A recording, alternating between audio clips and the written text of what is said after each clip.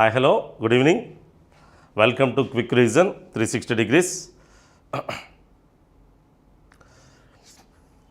నేను history faculty Umameshwar అండి. Okay, మరి ఈరోజు కాకతీయులు అనే టాపిక్, కాకతీయులు అనే ఏపీ హిస్టరీలో అత్యంత ముఖ్యమైన టాపిక్ పైన ఈరోజు మనము ప్రశ్నల సరళి మరియు సమాధానాలు విశ్లేషణ వంటి అంశం చూద్దాం.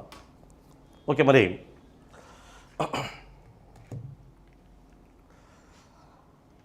Quick revision 360 degrees history classes వేటిని బేస్ చేసుకొని రూపొందించడం జరిగింది అనేది కూడా ఒకసారి మీరు గమనించాలి. ముఖ్యంగా ఏపీ హిస్టరీ గ్రూప్ 2లో అత్యంత స్కోరింగ్ పేపర్ అని అందరికీ తెలిసిందే. అటు పాలిటీ కానీ హిస్టరీ కానీ 150 మార్క్స్తో ఉండే పేపర్. ఇది అత్యధిక మార్కులు ఉండే పేపర్, స్కోరింగ్ ఎక్కువ అవకాశం ఉండే పేపర్. తర్వాత మరొక paper economy and science and technology, కొంచెం డ్రై పేపర్ అని చెప్పచ్చు. అది కూడా 150 మార్క్స్. ఈ రెండింటితో పోల్చుకుంటే ఎక్కువ స్కోర్ చేసే స్కోప్ ఉన్న పేపర్ ఏదంటే ఏపీ హిస్టరీనే. గతంలో జరిగిన అన్ని ఎగ్జామ్స్లో 2008, 2011, 2012, 17, 19 5 సార్లు ఎగ్జామ్ జరిగాయి. అత్యధిక మంది టాపర్స్ అంతా స్కోరింగ్ ఎక్కడి నుంచి వచ్చి జాబ్ సాధించిన వారంటే సెకండ్ పేపర్ నుంచే.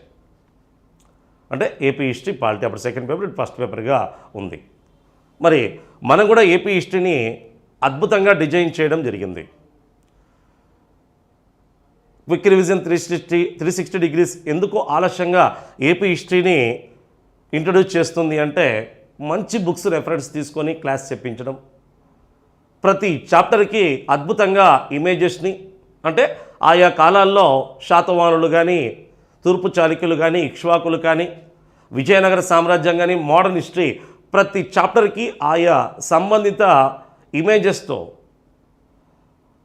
నాటి సమకాలిక సంబంధించిన అంశాలన్నింటినీ ఇమేజెస్తో పాటు టేబుల్స్తో పాటు ఒక పద్ధతి ప్రకారం కూర్చి ఎలా చదవాలి, ఎలా చదివితే అభ్యర్థి అర్థం చేసుకుంటాడు వంటి వాటిని బేస్ చేసుకుని రూపొందించడం వల్ల మనకి ఏపీ హిస్టరీ క్లాసెస్ లేట్ కావడం జరిగింది. మనం కూడా రెఫరెన్స్ బుక్స్ కూడా మార్కెట్లో ఉండే బుక్స్ కాకుండా గొప్ప చరిత్రకారులు రాసిన బుక్స్ని, తెలుగు అకాడమీ బుక్స్ని, ఎన్సీఆర్టీ బుక్స్ని, పీజీ ఓపెన్ యూనివర్సిటీ వంటి బుక్స్ని బేస్ చేసుకొని రూపొందించిన చరిత్ర. అంటే ఇప్పుడు ట్రెండ్ కూడా మారిపోయింది. ఎగ్జామ్ ట్రెండ్ చూస్తే లాస్ట్ టైం జరిగిన గ్రూప్ 2 ప్రిలిమ్స్ కానీ, గ్రూప్ 1 ప్రిలిమ్స్ కానీ క్వశ్చన్ సరళి ఎలా ఉందో గమనించుంటారు. ఇక దీనికి అనుగుణంగా మెయిన్స్ ఎలా ఉంటుందో మనం ఊహించవచ్చు. కాబట్టి దీన్ని బేస్ చేసుకొని, అంటే అడుగుతున్న క్వశ్చన్ సరళిని బేస్ చేసుకొని క్లాసెస్ రూపొందించడం జరిగింది. ఇటీవల తెలంగాణలో జరిగిన ఎగ్జామ్స్లో కూడా క్వశ్చన్ సరళి పూర్తిగా మారిపోయింది. ఒకప్పుడు క్వశ్చన్ సరళికి ఇప్పుడు క్వశ్చన్ సరళికి చాలా వేరియేషన్ కనిపిస్తుంది.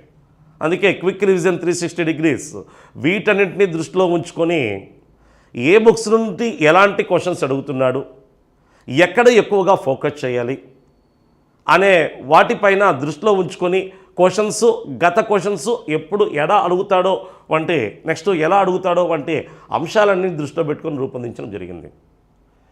ఈ కోర్సు కూడా మీకు క్విక్ రివిజన్ 360 డిగ్రీస్ 1000 రూపీస్కే కోర్సు ఇస్తుంది. దీన్ని మీరు తీసుకోవడం వల్ల అత్యధికంగా లాభపడతారని క్విక్ రివిజన్ యొక్క ఉద్దేశం. ఇంకొకటి 1:100 ఈసారి. గతంలో అయితే 1:15 ఉండేది, ఇప్పుడు 1:50 అన్నారు మొన్నటి వరకు, ఇప్పుడు 1:100కు చేయడం జరుగుతుంది. అంటే సుమారుగా 90,000 నుంచి 1,00,000 మంది దగ్గర మెయిన్స్కు వచ్చే అవకాశం ఉంటుంది. ఇది డూ ఆర్ డై లాగా నిరుద్యోగులు గమనించాలి. ఎవరైతే గ్రూప్ 2కు ప్రిపేర్ అవుతున్నారో అలాంటి వారంతా ఇది చివరి అవకాశంగా భావించవచ్చు. మరి దీని తర్వాత నెక్స్ట్ గవర్నమెంట్స్ ఏమొస్తాయో మనకు తెలియదు, మరి నోటిఫికేషన్స్ ఎప్పుడు వస్తాయో తెలియదు. దాదాపుగా ఇప్పుడు 1:100 బేస్ చేసుకుంటే దాదాపుగా 20 మార్కులు వచ్చిన వాళ్ళు కూడా మెయిన్స్కి వెళ్ళే అవకాశం ఉంటుంది. 20-25 మార్కులు, 20 మార్కులు వచ్చిన వాళ్ళు కూడా ధైర్యంగా మెయిన్స్కి ప్రిపేర్ కావచ్చు.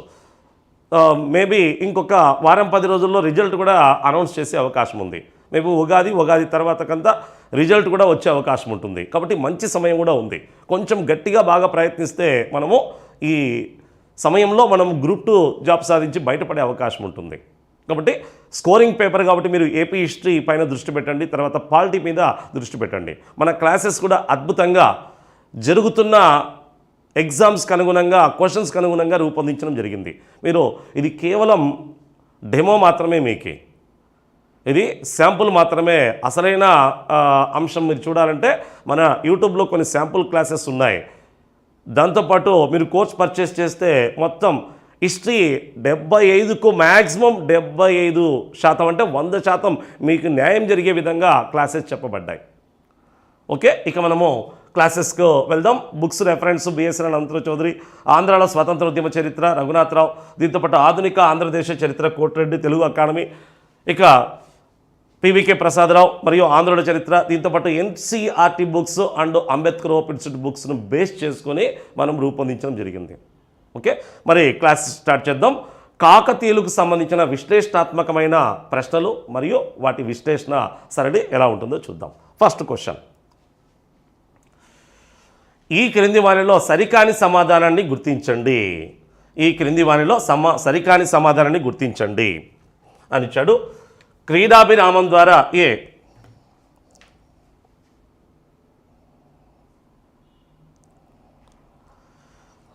Good evening all of you. Good evening. Okay, first question చూడండి. క్రీడాభిరామం ద్వారా కాకతీయులు సామాజిక విషయాలు తెలియచున్నాయి. మాచల్ దేవి అను శ్రీ పాత్ర క్రీడాభిరామంలో ఉన్నది. క్రీడాభిరామంను వినుకొండ వల్లభాచార్యుడు తెలుగు భాషలో రాశారు. గ్రామ పాలనకు 18 మంది అయ్యంగార్లు వ్యవస్థ ఉండేది అని ఇచ్చాడు. మరి సరికాని సమాధానాన్ని గుర్తించండి అని ఇచ్చాడు. సరికాని సమాధానం అంటే ఇందులో 3 సరైనవి ఉన్నాయని అర్థం. ఆన్సర్ ట్రై చేయొచ్చు, ఆన్సర్ కూడా చెప్దాం. ఓకే, క్రీడాభిరామం ద్వారా కాకతీయుల సామాజిక విషయాలు తెలియచున్నది అని ఇచ్చాడు. ఇది కరెక్ట్ ఆన్సర్, సరైన ఆన్సరే. మీరు కూడా ఆన్సర్స్ ఇస్తూ ఉండండి. మనకు సెషన్ కొంచెం త్వరగా కంప్లీట్ కావాలి కాబట్టి కొంచెం విశ్లేషణ పైన ఎక్కువ టైం చేద్దాం. మీ ఆన్సర్స్ మీరు జస్ట్ ట్రై చేస్తూ ఉండండి. ఇక రెండవది, మాచలాదేవి అను శ్రీ పాత్ర క్రీడాభిరామంలో ఉంది. ఇది కూడా సరైందే. మాచలాదేవి ఎవరు? ఈ మాచలాదేవి అంటే రెండవ ప్రతాపరుద్రుడి ఆస్థాన నర్తకి మరియు అతడి ఉంపుడు గత్తెగా కూడా తెలుస్తోంది. ఈమె గురించి క్రీడాభిరామం అనే గ్రంథంలో ప్రస్తావన ఉంది. అతడి ఆస్థాన నర్తకి అని ప్రస్తావన ఉన్న గ్రంథం. అంతేకాకుండా ఆమె చిత్రలేఖనంలో ప్రావీణ్యురాలని, ఓరుగల్లు ప్రాంతంలో ఒక చిత్రశాలను కూడా ఏర్పాటు చేసిందన్నట్టు క్రీడాభిరామంతో పాటు మరొక గ్రంథం ప్రతాప చరిత్రలో కూడా ప్రస్తావన కనిపిస్తుంది. ఇక ఇది కూడా సరైందే. ఇక క్రీడాభిరామంను వినుకొండ వల్లభాచార్యుడు తెలుగు భాషలో రాశాడు. Very very important. ఇది ఏ భాషలో ఉంది అంటే తెలుగు భాషలో ఉండే గ్రంథం. క్రీడాభిరామం వినుకొండ వల్లభాచార్యుడు తెలుగు భాషలో రాశాడు. ఇది తొలి తెలుగు వీధి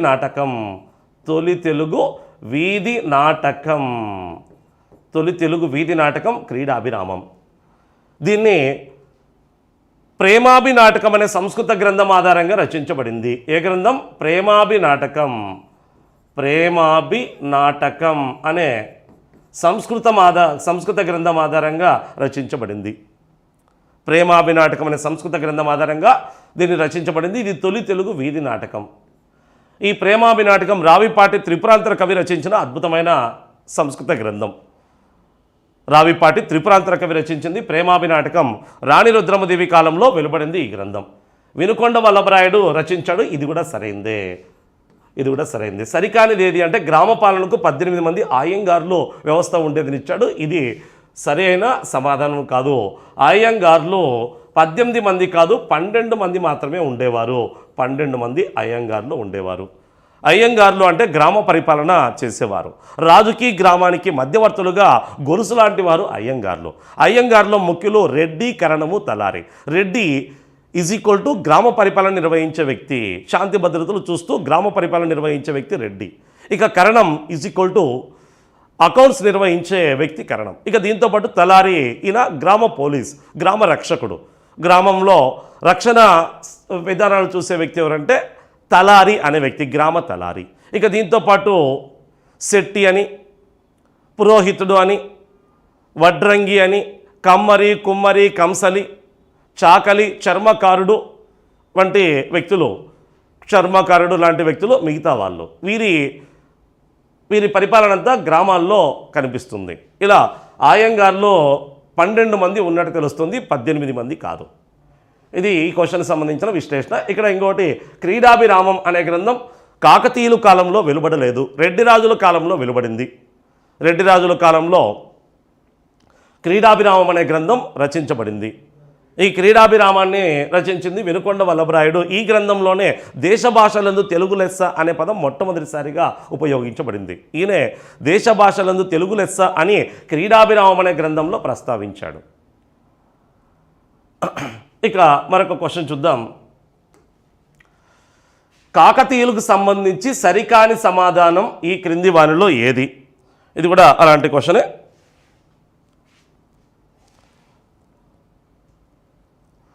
కాకతీయులకు సంబంధించి సరికాని సమాధానం ఈ క్రింది వారిలో ఏది? 1, కాకతీయులు మొదట జైన భక్తులు, తర్వాత శైవాన్ని ఆదరించారు. 2, కాకతీయుల గురించి తొలుత దానార్ణవుని మాగల్లు శాసనం తెలుపుతోంది.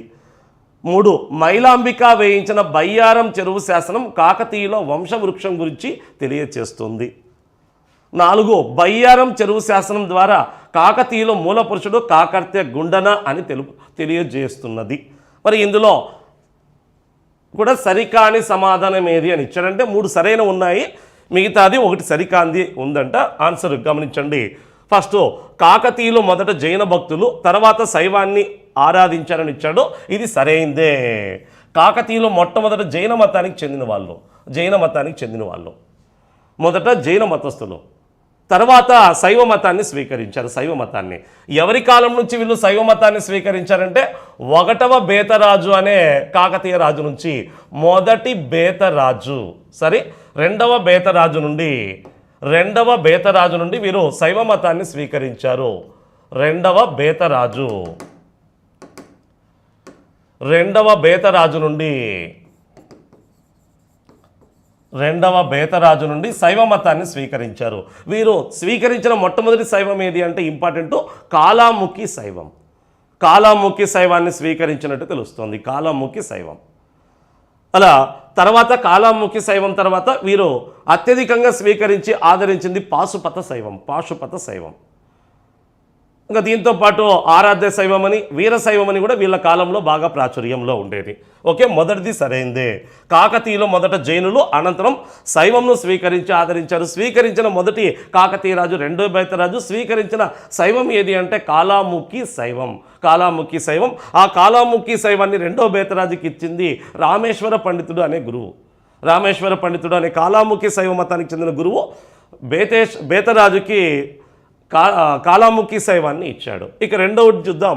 కాకతీయుల గురించి తొలుత దానార్ణవుని మాగల్లు శాసనం తెలుపుతోంది అని ఉంది. ఇది కూడా కరెక్టే.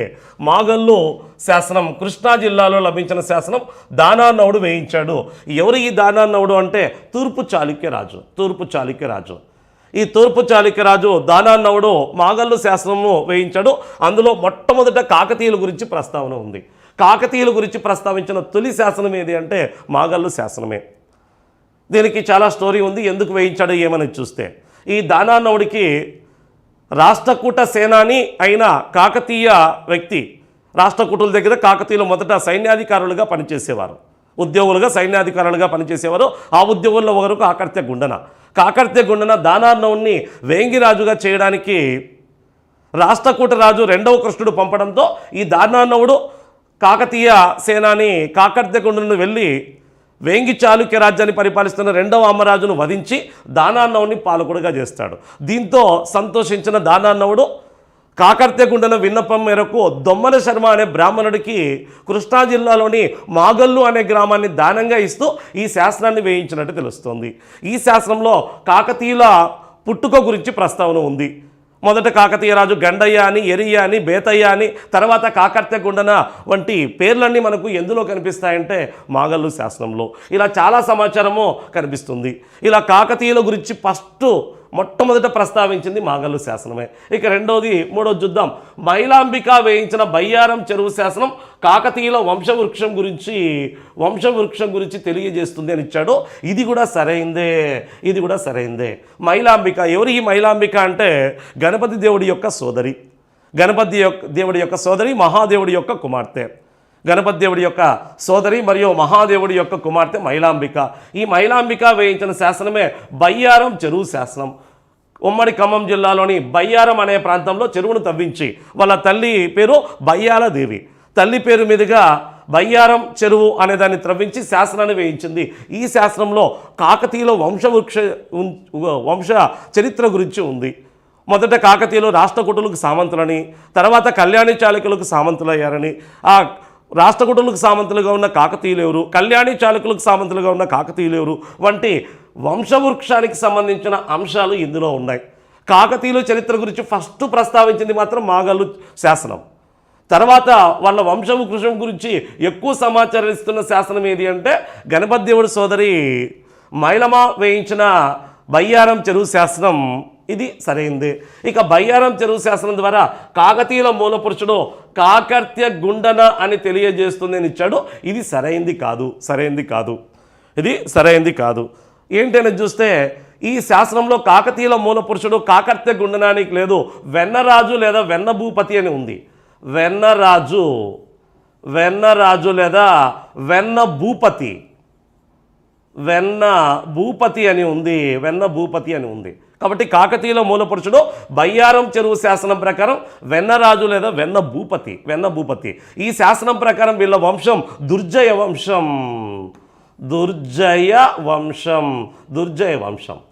మరి కాకర్త్యగుండను మూలపురుషుడు అని అందరూ అంగీకరిస్తున్నదే. అయితే కాకతీయుల మూలపురుషుడు కాకర్త్యగుండన అని ఏ శాసనం తెలుపుతోంది అంటే మాగల్లు శాసనం ప్రకారం వాళ్ళ మూలపురుషుడు కాకర్త్యగుండన.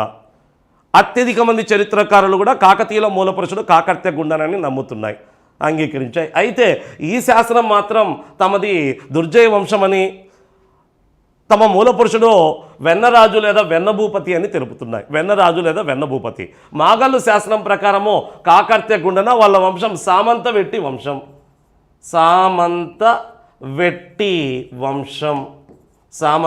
వంశం. ఓకే, దాదాపుగా ఇవన్నీ మనకు ఇప్పుడు నెక్స్ట్ జరగబోయే ఏపీ హిస్టరీ శాతవాహనులు కాకతీయుల నుంచి ఖచ్చితంగా 8 క్వశ్చన్స్ వరకు టచ్ చేస్తున్నా. 6 నుంచి 8 క్వశ్చన్లు అడుగుతున్నాడు. ఇందులో ఈరోజు చెప్పే క్లాస్లో కనీసం 3 క్వశ్చన్స్ వస్తాయని ఆశిస్తున్నాం. ఓకే, మరో క్వశ్చన్ చూద్దాం. 2వ ప్రతాపరుద్రుడు మరణించే సమయానికి కాకతీయ రాజ్యంలో ఎన్ని నాయంకరులుగా విభజించబడింది? నాయంకర వ్యవస్థ. 2వ ప్రతాపరుద్రుడు మరణించే సమయానికి కాకతీయ రాజ్యం ఎన్ని నాయంకరాలుగా విభజించబడింది? సో నాయంకర వ్యవస్థ అంటే ఇది ఒక ప్రత్యేకమైన సైనిక వ్యవస్థ. నాయంకర వ్యవస్థ ఈజ్ ఈక్వల్ టు సైనిక వ్యవస్థ. దీన్ని గణపతి దేవుడు ప్రారంభిస్తే రుద్రమదేవి కాలంలో అభివృద్ధి చెంది 2వ ప్రతాపరుద్రుడి కాలంలో పూర్తి స్థాయికి చేరుకుంది. 2వ ప్రతాపరుద్రుడు పూర్తిగా న్యాయంకర వ్యవస్థను అభివృద్ధి చేసి కాకతీయ రాజ్యాన్ని 77 న్యాయంకర రాజ్యాలుగా విభజించినట్టు తెలుస్తోంది. 77 న్యాయంకర రాజ్యాలుగా ఒక్కొక్క ప్రాంతాన్ని విభజించి ఒక్కొక్క ప్రాంతానికి ఒక్కొక్క న్యాయంకరుడు అనే సైన్యాధికారిని నియమించడం జరిగింది. ఆ న్యాయంకరుడు రాజు ఇచ్చిన ప్రాంతాన్ని పరిపాలించుకుంటూ ఆ ప్రాంతం నుంచి పన్నులు వసూలు చేసి సైన్యాన్ని పోషించుకుంటూ యుద్ధ సమయాల్లో రాజుకు సహకరించే అధికారినే నాయంకరుడు అని పిలుస్తారు. నాయంకరులు అంటే సైన్యాన్ని పోషించే అధికారులు. రాజు ఇచ్చిన ప్రాంతాన్ని పరిపాలించుకుంటూ ఆ ప్రాంతంలో పన్నులు వసూలు చేసుకుని సైన్యాన్ని పోషించుకుని యుద్ధ సమయాల్లో రాజుకు సహకరించే అధికారినే నాయంకరులు అని పిలుస్తారు. 77 మంది నాయంకరులు ఉన్నట్టు తెలుస్తుంది. 77 మంది నాయంకరులు. ఇక 12 మంది ఈజ్ ఈక్వల్ టు ఆయంగార్లు, మిగతావి సరైనవి కాని అంశం. న్యాయంకర వ్యవస్థ ఈజ్ ఈక్వల్ టు సైనిక వ్యవస్థ. ఇది ఢిల్లీ సుల్తాన్ల కాలం నాటి జాగీర్దారీ వ్యవస్థను పోలి ఉన్న వ్యవస్థ. ఢిల్లీ సుల్తాన్ల కాలం నాటి జాగీర్దారీ వ్యవస్థను మొఘల్ చక్రవర్తుల కాలం నాటి మున్సబ్దారీ వ్యవస్థను పోలి ఉన్న వ్యవస్థగా చెప్పచ్చు. అదే విజయనగర చక్రవర్తుల కాలం నాటికి అమరనాయక వ్యవస్థ పేరుతో సైనిక వ్యవస్థ ఏర్పడింది. వీళ్ళ కాలంలో న్యాయంకరణను పిలిస్తే విజయనగర చక్రవర్తుల కాలం నాటికి ఏమని పిలిచారంటే అమరనాయక వ్యవస్థ అని పిలవడం జరిగింది. అమరనాయక వ్యవస్థ. ఓకే, మరొక క్వశ్చన్ చూద్దాం. రాణి రుద్రమదేవికి సంబంధించి సరికాని సమాధానం ఏది? రాణి రుద్రమదేవి కాకతీయ రాజ్యాన్ని ఆంధ్రదేశాన్ని పరిపాలించిన ఏకైక మహిళ అని అందరికీ తెలిసిందే. రుద్రమదేవి బిరుదు రాయ గజకేసరి. హేమాద్రి తన వ్రతఖండంలో రుద్రమదేవిని ఆంధ్ర మహారాణి అని పేర్కొన్నాడు. రుద్రమదేవి బీదర్ మల్కాపురం శాసనాలను వేయించింది. పాండ్యుల చేతిలో ఓటమికి గురైంది అని ఇచ్చాడు. పాండ్యుల చేతిలో ఓటమికి గురైంది. మరి ఇందులో సంబంధించి సరికానిది, ఇక్కడ కూడా సరికానిది ఏదని అడిగాడు. ఫస్ట్ వన్, రుద్రమదేవి బిరుదు రాయ గజకేసరి. ఇది సరైందే. రుద్రమదేవికి రాయ గజకేసరి అని బిరుదుంది. ఆంధ్ర మహారాజ్ఞి అని బిరుదుంది. ఆంధ్ర మహారాజ్ఞి అని బిరుదుంది. దీంతోపాటు రుద్రాంబ మరియు రుద్రదేవ మహారాజా అని బిరుదు కూడా ఉంది. రాయ గజకేసరితో పాటు ఆంధ్ర మహారాజ్ఞి లేదా ఆంధ్ర మహారాణి అని కూడా బిరుదు ఉంది. దాంతోపాటు రుద్రాంబ మరియు రుద్రదేవ మహారాజా శాసనంలో కనిపిస్తుంది. రుద్రదేవ మహారాజా వంటి బిరుదులు కూడా ఉన్నాయి. ఇక రెండోది చూడండి, హేమాద్రి తన వ్రతఖండంలో రుద్రమదేవిని ఆంధ్ర మహారాజ్ఞి అని పేర్కొన్నాడని ఇచ్చాడు. ఇది కూడా సరైందే. హేమాద్రి సంస్కృత భాషలో రచించిన అద్భుతమైన గ్రంథమే వ్రతఖండం. ఈ గ్రంథంలో ఆమె యాదవ రాజ్యంపై జరిపిన దండయాత్ర గురించి, ఈమె ఆంధ్రదేశాన్ని పరిపాలిస్తున్న రాణి అని ప్రస్తావన ఉంది. కాబట్టి ఇది సరైన ఆన్సరే. హేమాద్రి వ్రతఖండంలో కాకతీయుల కాలం నాటి కొంత సమాచారం కూడా ఎక్కువ కనిపిస్తుంది. హేమాద్రి వ్రతఖండం ప్రకారము గణపతి దేవుడు యాదవ రాజ్యంలో బందీగా ఉన్నాడని తెలుపుతున్న గ్రంథం కూడా ఇదే. గణపతి దేవుడు యాదవ రాజ్యంలో బందీగా ఉన్నాడని తెలుపుతున్న గ్రంథం కూడా హేమాద్రి రచించిన వ్రతఖండమే. గణపతి దేవుడి గురించి వచ్చినప్పుడు విశ్లేషణాత్మకంగా మనం క్లాస్లో చూడొచ్చు. అది కూడా సరైందే. ఇక రుద్రమదేవి బీదర్ మల్కాపురం శాసనాలు వేయించిందని ఇచ్చాడు. ఇది కూడా సరైందే. రుద్రమదేవి బీదర్ శాసనాన్ని, మల్కాపురం శాసనం, బీదర్ కోట శాసనం మహారాష్ట్ర, మల్కాపురం శాసనం గుంటూరు ప్రాంతంలో లభించిన శాసనాలు. ఈ శాసనాలు ఆమె వేయించింది. ఈ బీదర్ కోట శాసనంలో ఆమె యాదవరాజ్యంపై విజయం సాధించి యాదవరాజు మహాదేవుడిని ఓడించి తరిపి అతడి గజదళాన్ని పూర్తిగా నిర్మూలించి రాయ గజకేసరి అని బిరుదు పొందినట్టు తెలిపే శాసనమే బీదర్ కోట శాసనం. బీదర్ కోట శాసనం యాదవరాజు మహాదేవుడిని ఓడించి తరిమి వాళ్ళ రాజ్య సరిహద్దుల వరకు తరిమేసి రాయ గజకేసరి వాళ్ళ గజదళాన్ని నిర్మూలించి రాయ గజకేసరి అని బిరుదు పొందినట్టు తెలుస్తుంది.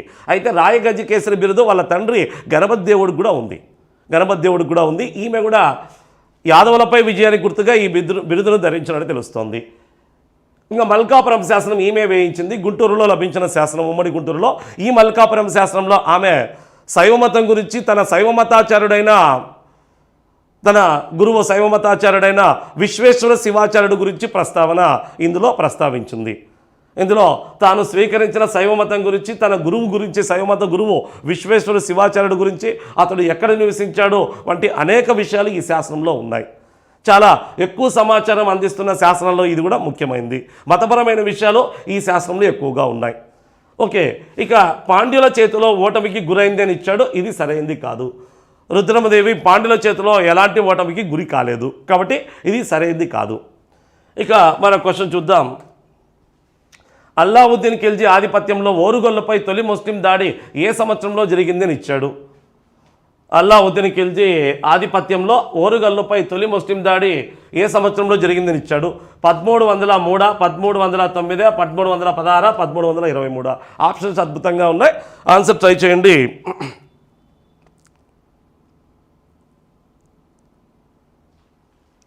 ఇది గతంలో అడిగిన క్వశ్చన్, ఈజీగానే ఆన్సర్ చేయొచ్చు మ్యాక్సిమం. సరైన ఆన్సర్ చూద్దాం. అల్లావుద్దీన్ ఖిల్జీ కాకతీయ రాజ్యంపై దండెత్తింది ఢిల్లీ సుల్తాన్లో 2 రాజవంశాలు.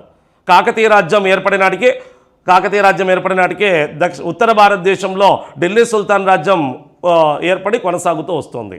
మరి ఢిల్లీ సుల్తాన్లో 1206 నుంచి 1526 వరకు పరిపాలించారు. ఢిల్లీని పరిపాలించిన రాజవంశాలు తెలిసిందే. బానిస వంశం, ఖిల్జీ వంశం, తుగ్లక్ వంశం, సయ్యద్ వంశం మరియు లోడీ వంశం.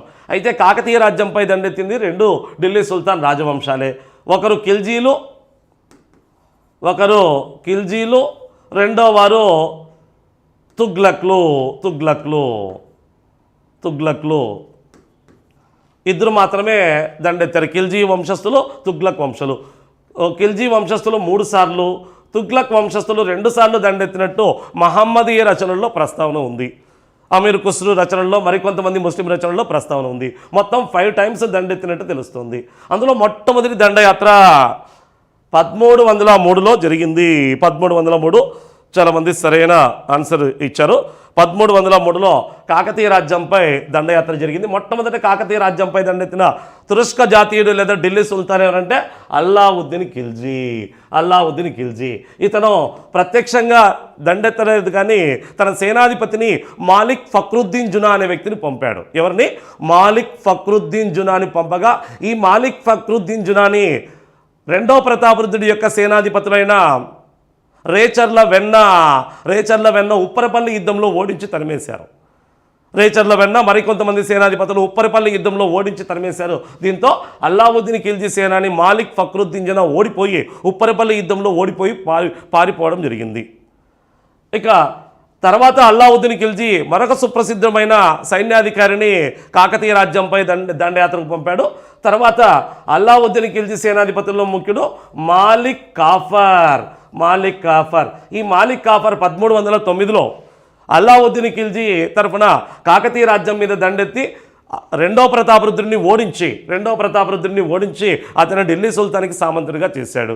ఇలా 1309-10లో రెండో ప్రతాపరుద్రుడు ఓటమి పాలయ్యాడు. తర్వాత 1316లో అల్లావుద్దీన్ ఖిల్జీ యొక్క కుమారుడు ముబారక్ ఖిల్జీ ఖుస్రూ ఖాన్ అనే వ్యక్తిని కాకతీయ రాజ్యంపై దండయాత్రకు పంపారు. ఇలా 1303లో ఒకటి, 1309, 10లో ఒకసారి, 1316, 17లో మరొకసారి 3 సార్లు ఖిల్జీలు దండెత్తారు. అల్లావుద్దీన్ ఖిల్జీ 2 సార్లు దండయాత్రకు పంపగా ఒకసారి ముబారక్ ఖిల్జీ అనే అతని కుమారుడు దండయాత్రకు పంపాడు. ఇక తుగ్లకులు 2 సార్లు దండెత్తారు. 1322లో ఒకసారి, 1323లో మరొకసారి. 1322లో గియాజుద్దీన్ తుగ్లక్ కుమారుడు మహమ్మద్ బిన్ తుగ్లక్ కాకతీయ రాజ్యంపై దండెత్తి రెండో ప్రతాపరుద్రుడి చేతిలో ఓడిపోయి పారిపోయాడు. తర్వాత 1323లో పెద్ద సైన్యంతో కాకతీయ రాజ్యంపై అదే జునా ఖాన్ లేదా మహమ్మద్ బిన్ తుగ్లక్ లేదా అతనికే జునా ఖాన్కే మహమ్మద్ బిన్ తుగ్లక్ అని పిలుస్తారు. మహమ్మద్ బిన్ తుగ్లక్, అతనికి ఉల్గు ఖాన్ అని కూడా పేరు. ఉల్గు ఖాన్ అన్న, జునా ఖాన్ అన్న, మహమ్మద్ బిన్ తుగ్లక్ అన్న ఒకరే. ఆయన రెండవ ప్రతాపరుద్రుడిని 1323లో పూర్తిగా ఓడించి కాకతీయ రాజ్యాన్ని ఢిల్లీ సుల్తాన్ రాజ్యంలో విలీనం చేయడం జరిగింది. ఇలా కాకతీయ రాజ్యంపై 5 టైమ్స్ మహమ్మదీయులు దండెత్తినట్టు ఢిల్లీ సుల్తాన్ లేదా తురస్కులు లేదా మహమ్మదీయులు దండెత్తినట్టు మహమ్మదీయ రచనల వల్ల తెలుస్తుంది. ఫస్ట్ అటాక్ అయితే 1303లో జరిగింది. ఇక మరొక క్వశ్చన్ చూద్దాం. శివుడు విష్ణువు రూపాలు ఒకటేనని హరిహర సాంప్రదాయాన్ని ప్రారంభించింది ఎవరు? అద్భుతమైన క్వశ్చన్. హరిహర సాంప్రదాయం. శివుడు అంటే హర అంటే శివుడు, హరి అంటే విష్ణువు. శివ విష్ణువులు రూపాలు ఒకటేనని హరిహర సాంప్రదాయాన్ని ప్రారంభించింది ఎవరని ఇచ్చాడు? పాలుకురికి సోమనాథుడు, మల్లికార్జునుడు, శివదేవయ్య అండ్ తిక్కన సోమయ్యాజీ అని ఇచ్చాడు. దీనికి కూడా ఆన్సర్ ట్రై చేయండి.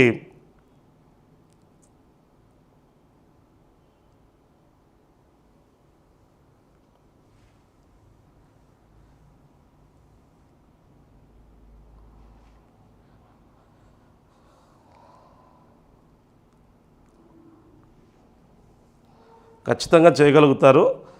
ఎస్ఐ ఎగ్జామ్లో టఫ్ వచ్చింది. ఈ టైప్ బిట్స్ దక్షిణ భారతదేశంపై దండెత్తిన వరుస క్రమం అడిగారు. వరుస క్రమం చాలా ఈజీనే, అదేం టఫ్ ఏం కాదు. దక్షిణ భారతదేశం ఎవరు పరిపాలిస్తున్నారు ఆ టైంలో? యాదవ అంట, హోయసాల, యాదవులు, హోయసాలులు, కాకతీయులు, దాంతోపాటు మరొకరు పాండ్యులు. అంటే ఎవరెవరు ఎప్పుడెప్పుడు ఏర్పడారో, ఎప్పుడో అవతరించారో తెలిస్తే ఆటోమేటిక్గా ఈజీగా ఆన్సర్ చేయొచ్చు. కాకతీయుల తర్వాత యాదవులు, హోయసాలులో వరుస క్రమం ఏర్పడ్డ తర్వాత పాండ్య రాజ్యం ఏర్పడింది. ఓకే, ఇక్కడ ఆన్సర్ చూద్దాం.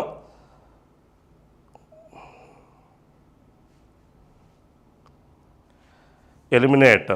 ఓకే, ఎవరు వసంత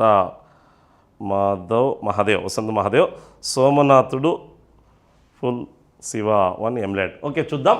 ఇక్కడ శివుడు విష్ణువు రూపాలు ఒకటేనని హరిహర తత్వాన్ని లేదా హరిహర సాంప్రదాయాన్ని ప్రచారం చేసినది. Very good. కొంతమంది ఆన్సరు ఇచ్చారు, తక్కువ మంది ఇచ్చారు. తక్కువ మంది ఇచ్చారు. మయాంక వెరీ గుడ్ ఆన్సర్ అయితే ఇక్కడ తిక్కన సోమయాజి సరైన ఆన్సర్. మరి ఏంటి అనేది చూస్తే కాకతీయుల కాలం నాటికి శైవులకి వర్సెస్ వైష్ణవులకి, శైవులకి వర్సెస్ జైనులకి, శైవులకు వర్సెస్ బౌద్ధులకి, అప్పటికే బౌద్ధం దాదాపుగా క్షీణించిపోయింది, వైష్ణవులకు వర్సెస్ జైనులకి, ఇలా ఈ మతాల మధ్య ఎప్పుడు వైషమ్యాలు జరుగుతూ ఉన్నాయి. ముఖ్యంగా శైవులు వైష్ణవులు కూడా కొట్టుకుంటూ ఉన్నారు. శివుడు గొప్పవాడంటే కాదు విష్ణువుడు గొప్పవాడు అన్నట్టు. ఇది తమిళనాడు ప్రాంతంలో సాంప్రదాయం స్టార్ట్ అయ్యి తర్వాత ఆంధ్ర తెలంగాణ ప్రాంతాల్లో కూడా వచ్చింది. ఈ సమయంలో శైవ వైష్ణవుల మధ్య ఉండే విభేదాలను తొలగించడానికి, వాళ్ళిద్దరినీ సామరస్యంగా ఉండేటట్టు చేయడానికి, సమన్వయం చేయడానికి తిక్కన హరిహరనాథ తత్వాన్ని ప్రచారం చేశాడు. అరే హరిహరుడు ఇద్దరు ఒకటేరా, ఎందుకు కొట్టుకుంటారా, ఆయన గొప్పవాడు అని మీరు, ఈయన గొప్పవాడని మీరు, ఇది సరైంది కాదు అని ఆయన హరిహర సాంప్రదాయాన్ని లేదా హరిహర తత్వాన్ని ప్రచారం చేశాడు. ఇద్దరూ ఒకరే అనే భావాన్ని ప్రచారం చేసింది తిక్కన సోమయాజి. ఇతను మహాభారతంలో 15 పర్వాలు రచించి దాన్ని ఎవరికి అంకితం ఇచ్చారంటే హరిహరనాథుడికి అంకితం ఇస్తున్నట్టు చెప్పాడు. మహాభారతాన్ని నన్నయ్య తిక్కన ఎర్రన రచించారు. నన్నయ్య 2.5 పర్వం, తిక్కన 15 పర్వాలు రాశాడు. ఏ శతాబ్దంలో అంటే 13వ శతాబ్దంలో ఉన్నాడు తిక్కన. ఎవరి ఆస్థానంలో ఉన్నాడంటే నెల్లూరు రాజు 2వ మనుమసిద్ధి ఆస్థాన కవి తిక్కన, నెల్లూరు జిల్లా వాసి ఇతను. 15 పర్వాలు రాశాడు. అత్యధిక పర్వాలు మహాభారతాన్ని రచించింది తిక్కన. ఇక మిగతా వాళ్ళంతా గొప్ప శైవ మతస్థులు. పాల్కురికి సోమనాథుడు కాకతీయుల కాలంలో రుద్రదేవుడి కాలంలో నివసించిన గొప్ప శైవ పండితుడు. ఇతడే ఆంధ్రదేశంలో ఆంధ్రదేశంలో వీరశైవాన్ని ప్రచారంలోకి తీసుకొచ్చింది పాల్కురికి సోమనాథుడు. ఇక మరొక వ్యక్తి మల్లికార్జునుడు. ఇతను కూడా గొప్ప శైవ మతస్థుడు. ఇతను ఆరాధ్య శైవాన్ని ఆంధ్రదేశంలో ప్రచారం చేసిన వ్యక్తి. ఇక శివదేవయ్య కూడా గొప్ప శివభక్తుడు. ఇతడు గణపతిదేవుడి యొక్క శైవమత గురువు. పురుషార్థ సారం అనే అద్భుతమైన గ్రంథాన్ని రచించిన వ్యక్తి. పాల్కురికి సోమనాథుడు బసవ పురాణం అనే అద్భుతమైన గ్రంథాన్ని రచించాడు. మల్లికార్జున పండితుడు మల్లికార్జున శతకం అనే గ్రంథాన్ని రచించడం జరిగింది. ఇంకా తిక్కన సోమయాజి చాలా గ్రంథాలు రచించాడు. మహాభారతము, నిర్వచనోత్తర రామాయణం వంటి గ్రంథాలు రచించింది తిక్కన సోమయాజి. ఇక మరో క్వశ్చన్ చూద్దాం. సరైన ఆన్సర్ అయితే తిక్కన సోమయాజి. ఇక మరొక ఆన్సర్ 1182 సంవత్సరంలో జరిగిన పల్నాడు యుద్ధంలో నలగామ రాజుకి మద్దతు తెలిపిన కాకతీయ రాజు ఎవరు? ఇది కూడా గతంలో ప్రీవియస్ క్వశ్చన్, చాలా ఇండియన్ హిస్టరీ ఎగ్జామ్స్లో కూడా చాలాసార్లు అడిగాడు. మొదటి ప్రతాపరుద్రుడు, గణపతి దేవుడు, రుద్ర మహారాజు, 2వ ప్రతాపరుద్రుడు. మ్యాక్సిమం ఆన్సరు దాదాపుగా కరెక్ట్గా చేయగలుగుతారు. సరైన ఆన్సర్ అయితే రుద్రదేవుడు. మొదటి రుద్రదేవుడు లేదా మొదటి ప్రతాపరుద్రుడు అనే వ్యక్తి సహకరించాడు. ఇక్కడ మొదటి ప్రతాపరుద్రుడు, గణపతి దేవుడు, రుద్ర మహారాజు, 2వ ప్రతాపరుద్రుడు ఇచ్చినాడు. సరైన ఆన్సర్ అయితే మొదటి ప్రతాపరుద్రుడు. ఇతనికే రుద్రదేవుడు అని పిలుస్తారు. రుద్రదేవుడు. ఈడ రుద్ర మహారాజా అంటే రాణి రుద్రమదేవి అని అర్థం. రుద్రమదేవి రుద్రదేవ మహారాజా అనే బిరుదు ఉన్నట్టు శాసనాల్లో ఉంది. ఇక్కడ రుద్రదేవుడు పల్నాడు యుద్ధంకే కారంపూడి యుద్ధం అని పిలుస్తారు. 1182లో జరిగిన అద్భుతమైన యుద్ధం. ఈ యుద్ధం ఎవరెవరి మధ్య జరిగిందంటే హైహయ రాజవంశంలో అనుగు కామరాజు కుమారులైన నలగాముడు వర్సెస్ అతని సోదరుడు పెదమలి దేవుడుల మధ్య జరిగింది. నలగాముడు శైవ మతస్థుడు. ఈ నలగాముడు యొక్క ప్రధాని రెడ్డి నాగమ్మ.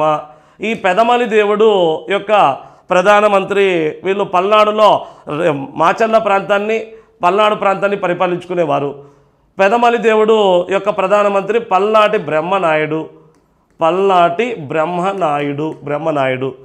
వీరు వైష్ణవులు, వీరు శైవులు. కొన్ని కారణాల వల్ల పల్నాడు రాజ్యం 2గా విడిపోయిన తర్వాత సోదరుల మధ్య మతపరమైన వైషమ్యాలు, రాజపరమైన వైషమ్యాలు కారణంగా యుద్ధం చోటు చేసుకుంటుంది.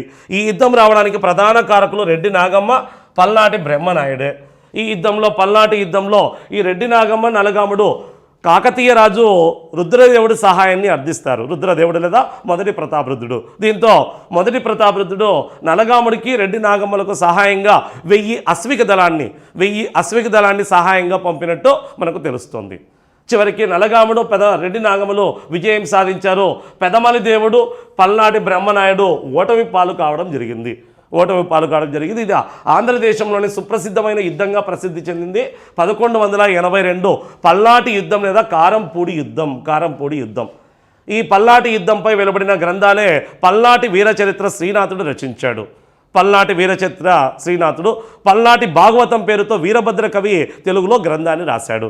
ఈ గ్రంథాల వల్లే పల్నాటి చరిత్ర గురించి మనకు తెలుస్తుంది. తర్వాత కాలంలో ఈ పల్నాటి యుద్ధాన్ని బుర్రకథల రూపంలో ఆంధ్రదేశంలో పెద్ద ఎత్తున ఆంధ్ర తెలంగాణ ప్రాంతాల్లో ప్రచురించడం, వాటిని ప్రదర్శించడం అనేది కొనసాగుతుంది. Okay, AP history online classes 1000 రూపీస్కు మనకు కోర్సు ఉంది. అద్భుతమైన విశ్లేషణతో మంచి ఇమేజెస్తో రూపొందించడం జరిగింది. ఓకే, మరొక క్వశ్చన్ చూద్దాం. క్రింది వానిలో సరి అయిన సమాధానాన్ని గుర్తించండి. గణపతి దేవుడు మోటుపల్లి అభయ శాసనం అమలుపరచుటకు సిద్ధయ్య దేవుని పంపాడు. సరి అయిన సమాధానాన్ని గుర్తించండి అని అడిగాడు. అద్భుతమైన క్వశ్చన్. గణపతి దేవుడు మోటుపల్లి అభయ శాసనం అమలుపరచుటకు సిద్ధయ్య దేవుని పంపాడని ఇచ్చాడు. రెండోది, గజదళాధిపతి అయిన జయాప సేనాని నృత్యరత్నావళి, గీతరత్నావళి, వాద్యరత్నావళి అను గ్రంథాలను సంస్కృతంలో రాశాడు అని ఉంది. ఇక 3, గణపతి దేవుని సేనాధిపతి రేచర్ల రుద్రుడు విలాస తామ్ర శాస్త్రంను వేయించడని ఇచ్చాడు. 4, రేచర్ల రుద్రుడు పాలంపేటలో ఏకశిలా కోవకు చెందిన రామప్ప గుడిని నిర్మించడని ఇచ్చాడు. ఇందులో సరి అయిన సమాధానాలు ఏవైనా ఇచ్చాడు. అందులో సరైనవి ఏవైనా చూస్తే ఫస్ట్, గణపతి దేవుడు మోటుపల్లి అభయ శాస్త్రాన్ని అమలుపరచుటకు సిద్ధయ్య దేవుని పంపాడని ఇచ్చాడు. ఇది సరైందే. గణపతి దేవుడు మోటుపల్లి అభయ శాస్త్రాన్ని వేయించి మోటుపల్లికి వచ్చే విదేశీ వ్యాపారులకు రక్షణ కల్పించాడు. అంతేకాకుండా విదేశీ వ్యాపారులకు ఎవరైనా స్థానికంగా ఉండే వ్యక్తులు వ్యాపారపరంగా ఇబ్బందికి గురి చేసినట్టయితే, వాళ్ళపైన పన్నులు ఎక్కువగా విధించి ఇబ్బందికి గురి చేసినట్టయితే వారి నుండి రక్షణ పొందడానికి సిద్ధయ్య దేవుణ్ణి అనే వ్యక్తిని అక్కడ నియమించినట్టు తెలుస్తుంది. అంతేకాకుండా మోటుపల్లిలో పెద్ద బండరాయి పైన విదేశీయులు ఎంత పన్నులు చెల్లించాలి, ఎవరికి చెల్లించాలి, ఏవైనా సమస్యలు వస్తే ఎవరిని సంప్రదించాలి వంటి విశేషాలన్నీ మనకి మోటుపల్లి శాసనంలో ఉన్నాయి. కాబట్టి దీనికి మోటుపల్లి అభయ అంటే రక్షణ, విదేశీ వ్యాపారులకి రక్షణ కల్పిస్తూ వేయించిన శాసనం మోటుపల్లి అభయ శాసనం. నాడు మొదట నెల్లూరులో ఉండేది, తర్వాత ప్రకాశం జిల్లాలో కాకతీయుల కాలంలో కొనసాగుతూ వచ్చింది. ఇది కాకతీయుల కాలం నాటి అత్యంత ముఖ్యమైన విదేశీ వ్యాపారానికి కేంద్రం రేవు పట్టణం కూడా. మోటుపల్లి నాడు దేశీయ కొండపురం పేరుతో పిలువబడుతూ ఉండేది. ఇక గజదళాధిపతి అయిన జయాప సేనాని నృత్యరత్నావళి, గీతరత్నావళి, వాద్యరత్నావళి అనే గ్రంథాలు సంస్కృతంలో రాశారని ఇచ్చాడు. ఇది కూడా సరైందే. ఎవరు ఈ గజదళాధిపతి జయాప అంటే గణపతి దేవుని యొక్క బావమర్ది. గణపతి దేవుడు ఇతని సోదరిమణులైన నారాంబ పేరాంబలను వివాహం చేసుకున్న తర్వాత ఈ జయాపసేనని తన గజదళాధిపతిగా నియమించాడు. ఇతడు దివిసీమ ప్రాంతానికి చెందిన యువరాజు జయాప సేనాని. గొప్ప సంస్కృత పండితుడు మరియు గజదళాన్ని నడపడంలో ప్రవీణుడు, ఏనుగు దళాన్ని నడపడంలో ప్రవీణుడు. అందుకే ఇతన్ని గజదళాధిపతిగా నియమించుకున్నాడు గణపతి దేవుడు. ఇతను నృత్యరత్నావళి అనే అద్భుతమైన సంస్కృత గ్రంథాన్ని, గీతరత్నావళి, వాద్యరత్నావళి గ్రంథాలు రాశాడు. ఏ భాషలో అంటే సంస్కృతం. ఇక ఇందులో నృత్యరత్నావళి అత్యంత ముఖ్యమైనది. ఇక గణపతి దేవుని సేనాధిపతి రేచర్ల రుద్రుడు విలాస తామ్ర శాస్త్రంలో వేయించని ఇచ్చాడు. ఇది సరైంది కాదు, రాంగు. గణపతి దేవుని సేనాధిపతి రేచర్ల రుద్రుడైతే కరెక్టే, కానీ ఇతను వేయించిన శాస్త్రం అయితే విలాస తామ్ర శాస్త్రం కాదు. విలాస తామ్ర శాస్త్రం సరైనది కాదు. విలాస తామ్ర శాస్త్రాన్ని వేయించింది ప్రోలయ నాయకుడు వేయించాడు. తెలుగు భాషలో ఉంది. రేచర్ల రుద్రుడు వేయించింది పాలంపేట శాసనాన్ని వేయించాడు. పాలంపేట శాసనం వేయించింది రేచర్ల రుద్రుడు. ఇక రేచర్ల రుద్రుడు పాలంపేటలో ఏకశిలా కోవకు చెందిన రామప్ప గుడి నిర్మించడం ఇచ్చాడు. ఇది కూడా సరైందే. అంటే 1, 2, 4 సరైనవి. 1, 2, 4 సరైనవి. ఆన్సర్ 3 సరైన ఆన్సర్. చాలామంది కరెక్ట్గానే ఇచ్చారు.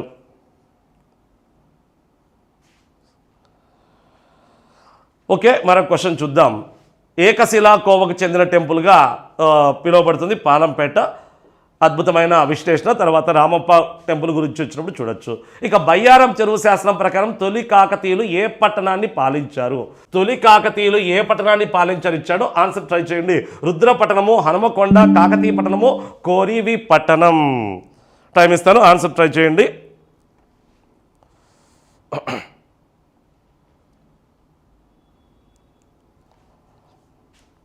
ఓకే, జయపసిర నృత్యరత్నావళికి సంబంధించిన విశేషాలు చాలా ఉన్నాయి. ఇంకా రామప్ప టెంపుల్ పైన నృత్యరత్నావళి గ్రంథంలో ఉండే విశేషాలు శిల్పాల రూపంలో చెక్కడం కాదు, అందులో మరికొన్ని విశేషాలు కూడా ఉన్నాయి. మన క్లాస్లో డెప్త్గా టచ్ అవుతుంది. ఓకే, చూద్దాం ఆన్సరు ఏమిచ్చారనేది. బయ్యారం చెరువు శాసనం ప్రకారం తొలి కాకతీయులు ఏ పట్టణాన్ని పాలించారు? ఓకే, అనుకున్నట్టుగా ఈసారి ఆన్సర్ బాగానే ఇస్తారనుకున్నాను. మ్యాక్సిమం ఆన్సరు చాలామంది అద్భుతంగా రాంగ్ అయితే ఇచ్చారు. కొంచెం కరెక్ట్ ఆన్సరు అయితే కనిపించలేదు. ఒకరో ఇద్దరు ఇచ్చారు, సంధ్యారాణి అండ్ మురళి. ఓకే, సరైన ఆన్సర్ అయితే కొరివి పట్టణం. కొరివి పట్టణం యాక్చువల్గా అయితే కొరివి పట్టణంతోనే కాకతీయుల పాలన స్టార్ట్ అయింది. కాకతీయుల పాలన బయ్యారం చెరువు శాసనం ప్రకారమే కాదు, మాగల్లు శాసనం ప్రకారం కూడా వీళ్ళు కొరివి ప్రాంతాన్ని పరిపాలించినట్టు తెలుస్తుంది. యాక్చువల్గా అయితే మొదట కాకతీయులు ఎవరి దగ్గర సామంతులుగా ఉన్నారంటే రాష్ట్రకూటుల దగ్గర సామంతులుగా ఉన్నారు. రాష్ట్రకూటుల వద్ద సామంతుడిగా పనిచేసిన కాకతీయుల్లో చెప్పుకోదగ్గ వ్యక్తి గండయ్య అనే వ్యక్తి. గండయ్య కాకతీయుల్లో మాగల్లు శాసనంలో కనిపించే తొలి పేరు గండయ్య. ఈ గండయ్య రాష్ట్రకూట రాజు దగ్గర 1వ కృష్ణుడు వద్ద పనిచేశాడు. 1వ కృష్ణుడు సేనాధిపతిగా, ఇతడు వేంగి చాళుక్య రాజ్యం మీద దండెత్తి యుద్ధంలో ఓడిపోయి చనిపోతాడు. ఈ గండయ్య చనిపోవడంతో 1వ కృష్ణుడు తన సేనాధిపతి మరణించాడనే ఉద్దేశంతో అతని కుమారుడు ఎరియకు కొరివి ప్రాంతాన్ని ఇచ్చి దాని పాలకుడుగా చేస్తాడు. చేయడం జరిగింది. దీంతో మొట్టమొదటిసారిగా కాకతీయులు కొరివి ప్రాంతంలో పరిపాలన ప్రారంభించారు. కొరివి తర్వాత వాళ్ళ పరిపాలన ఎక్కడికి మారిందంటే హనుమకొండ విషయానికి. హనుమకొండ నుంచి ఎక్కడికి మారిందంటే కాకతీయ పట్టణం లేదా ఓరుగల్లుకు మారింది. వారి పరిపాలనకు ముఖ్య కేంద్రం మొదట కొరివి ప్రాంతం. కాకతీయులు రాష్ట్రకూటులకు సామంతులుగా కొరివి ప్రాంతాన్ని, ఎవరికి సామంతులుగా? రాష్ట్రకూటులకు సామంతులుగా కొరివి ప్రాంతాన్ని, కళ్యాణి చాళుక్యులకు సామంతులుగా హనుమకొండ ప్రాంతాన్ని పరిపాలించారు. స్వతంత్ర కాకతీయులుగా ఓరుగల్లును పరిపాలించారు. మంచి అద్భుతమైన క్వశ్చన్. ఇలాంటి క్వశ్చన్సే మనకు ఎగ్జామ్ వ్యూ పాయింట్లో అడిగే అవకాశం ఉంటుంది. మరో క్వశ్చన్కు వెళ్దాం.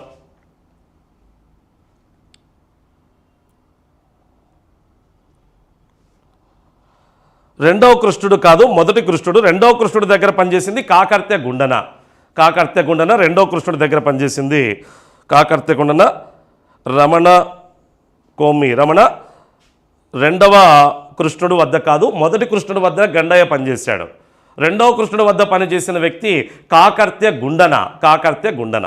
ఓకే, ఇవి కొంచెం కన్ఫ్యూజ్ అవుతూ ఉంటారు కాబట్టి సామంత కాకతీయుల్లో రాష్ట్రకూటులకు సామంతులుగా ఉండే కాకతీయులు ఎవరు? కళ్యాణి చాళుక్యులకు సామంతులుగా ఉండే కాకతీయులు ఎవరు? ఆ టైంలో తూర్పు చాళుక్యులతో ఎలా యుద్ధాలు జరిగాయి వంటివి మనం విశ్లేషణాత్మకంగా కన్ఫ్యూజ్ కాకుండా ఒక పద్ధతి ప్రకారం నీట్గా చెప్పాం. ఓకే, చూద్దాం నెక్స్ట్. ఈ క్రింది వారిలో సరికాని సమాధానాన్ని గుర్తించుము. కాకతీయుల కాలంలో ఆలయ నిర్మాణంలో త్రికూట విధానం అనుసరించారు. 2. పాలంపేట, హనుమకొండ, పిల్లలమర్రి మొదలగు చోట్ల త్రికూట విధానంలో ఆలయాలు నిర్మించబడినవి. పాలంపేటలో రామప్ప దేవాలయం 2వ ప్రతాపరుద్రుని కాలంలో నిర్మించబడింది. కాకతీయుల కాలంలో పేరిణి నృత్యం అభివృద్ధి చెందింది. ఇక్కడ ఆప్షన్ అయితే ఒకటి వీక్గా ఉంది కాబట్టి మ్యాక్సిమం ఆన్సర్ సరిగా చేయొచ్చు. చూడండి, కాకతీయుల కాలంలో ఆలయ నిర్మాణంలో త్రికూట విధానం అనుసరించాలని ఇచ్చాడు. ఇది సరైనదే. త్రికూట పద్ధతిలోనే అత్యధిక దేవాలయాలు నిర్మితమయ్యాయి వీళ్ళ కాలంలో. ఆ త్రికూట ఆలయాలన్నీ ఎక్కడ చూడవచ్చు? పాలంపేట, హన్మకొండ, పిల్లలమర్రి వంటి ప్రాంతాల్లో చూడవచ్చు. కాబట్టి రెండోది కూడా కనుకుంటే త్రికూట విధానంలో ఆలయాలు ఇక్కడ ఉన్నాయి. ఎగ్జాంపుల్ రామప్ప టెంపుల్ కానీ, 1000 స్తంభాల గుడి కానీ, హన్మకొండలోని 1000 స్తంభాల గుడి కానీ, పిల్లలమర్రిలో ఉండే టెంపుల్స్ కానీ, పానుగల్లు ప్రాంతంలో ఉండే ఛాయా సోమేశ్వరాలయం కానీ, పిల్లమల్లడితో పాటు పానుగల్లులో కూడా త్రికూట ఆలయాలు ఉన్నాయి కాబట్టి త్రికూట విధానంలో ఉన్నాయి, కరెక్టే. ఇక పాలంపేటలో రామప్ప దేవాలయం రెండో ప్రతాపరుద్రుని కాలంలో నిర్మించబడింది అని ఇచ్చాడు, రాంగు. ఇది దాదాపుగా మ్యాక్సిమం ఇది డల్గా ఉంది, వీక్గా ఉంది కాబట్టి ఆప్షన్ ఆన్సర్ ఈజీగా చేయొచ్చు. ఇక కాకతీయుల కాలంలో పేరిణి నృత్యం అభివృద్ధి చెందిందని ఇచ్చాడు, సరైందే. పేరిణి నృత్యం వీళ్ళ కాలం నుంచే వెలుగులోకి వచ్చినట్టు తెలుస్తుంది.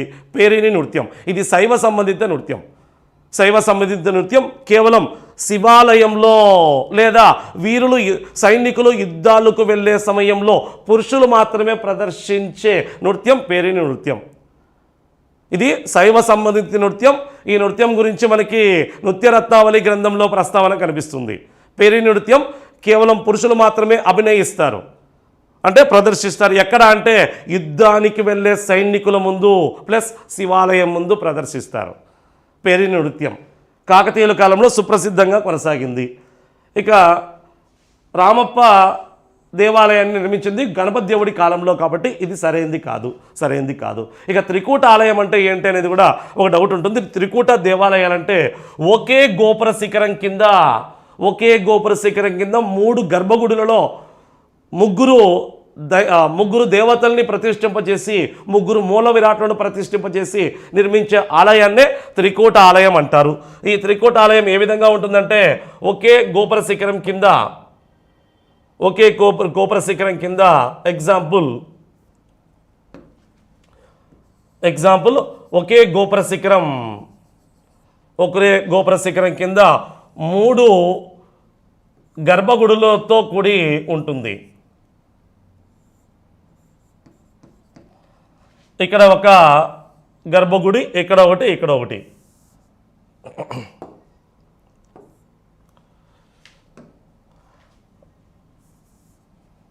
ఇక్కడ శివలింగం కానీ లేదంటే వాసుదేవుడు కానీ, మరొక వైపు వాసుదేవుడు 3 నామపద స్వామిగా చెప్పచ్చు సింపుల్గా. ఇక సూర్య భగవానుడు, దివాకరుడు లేదా సూర్య భగవానుడు ఇలా ప్రతిష్ఠింపజేసి మధ్యలో విశాలమైన మండపం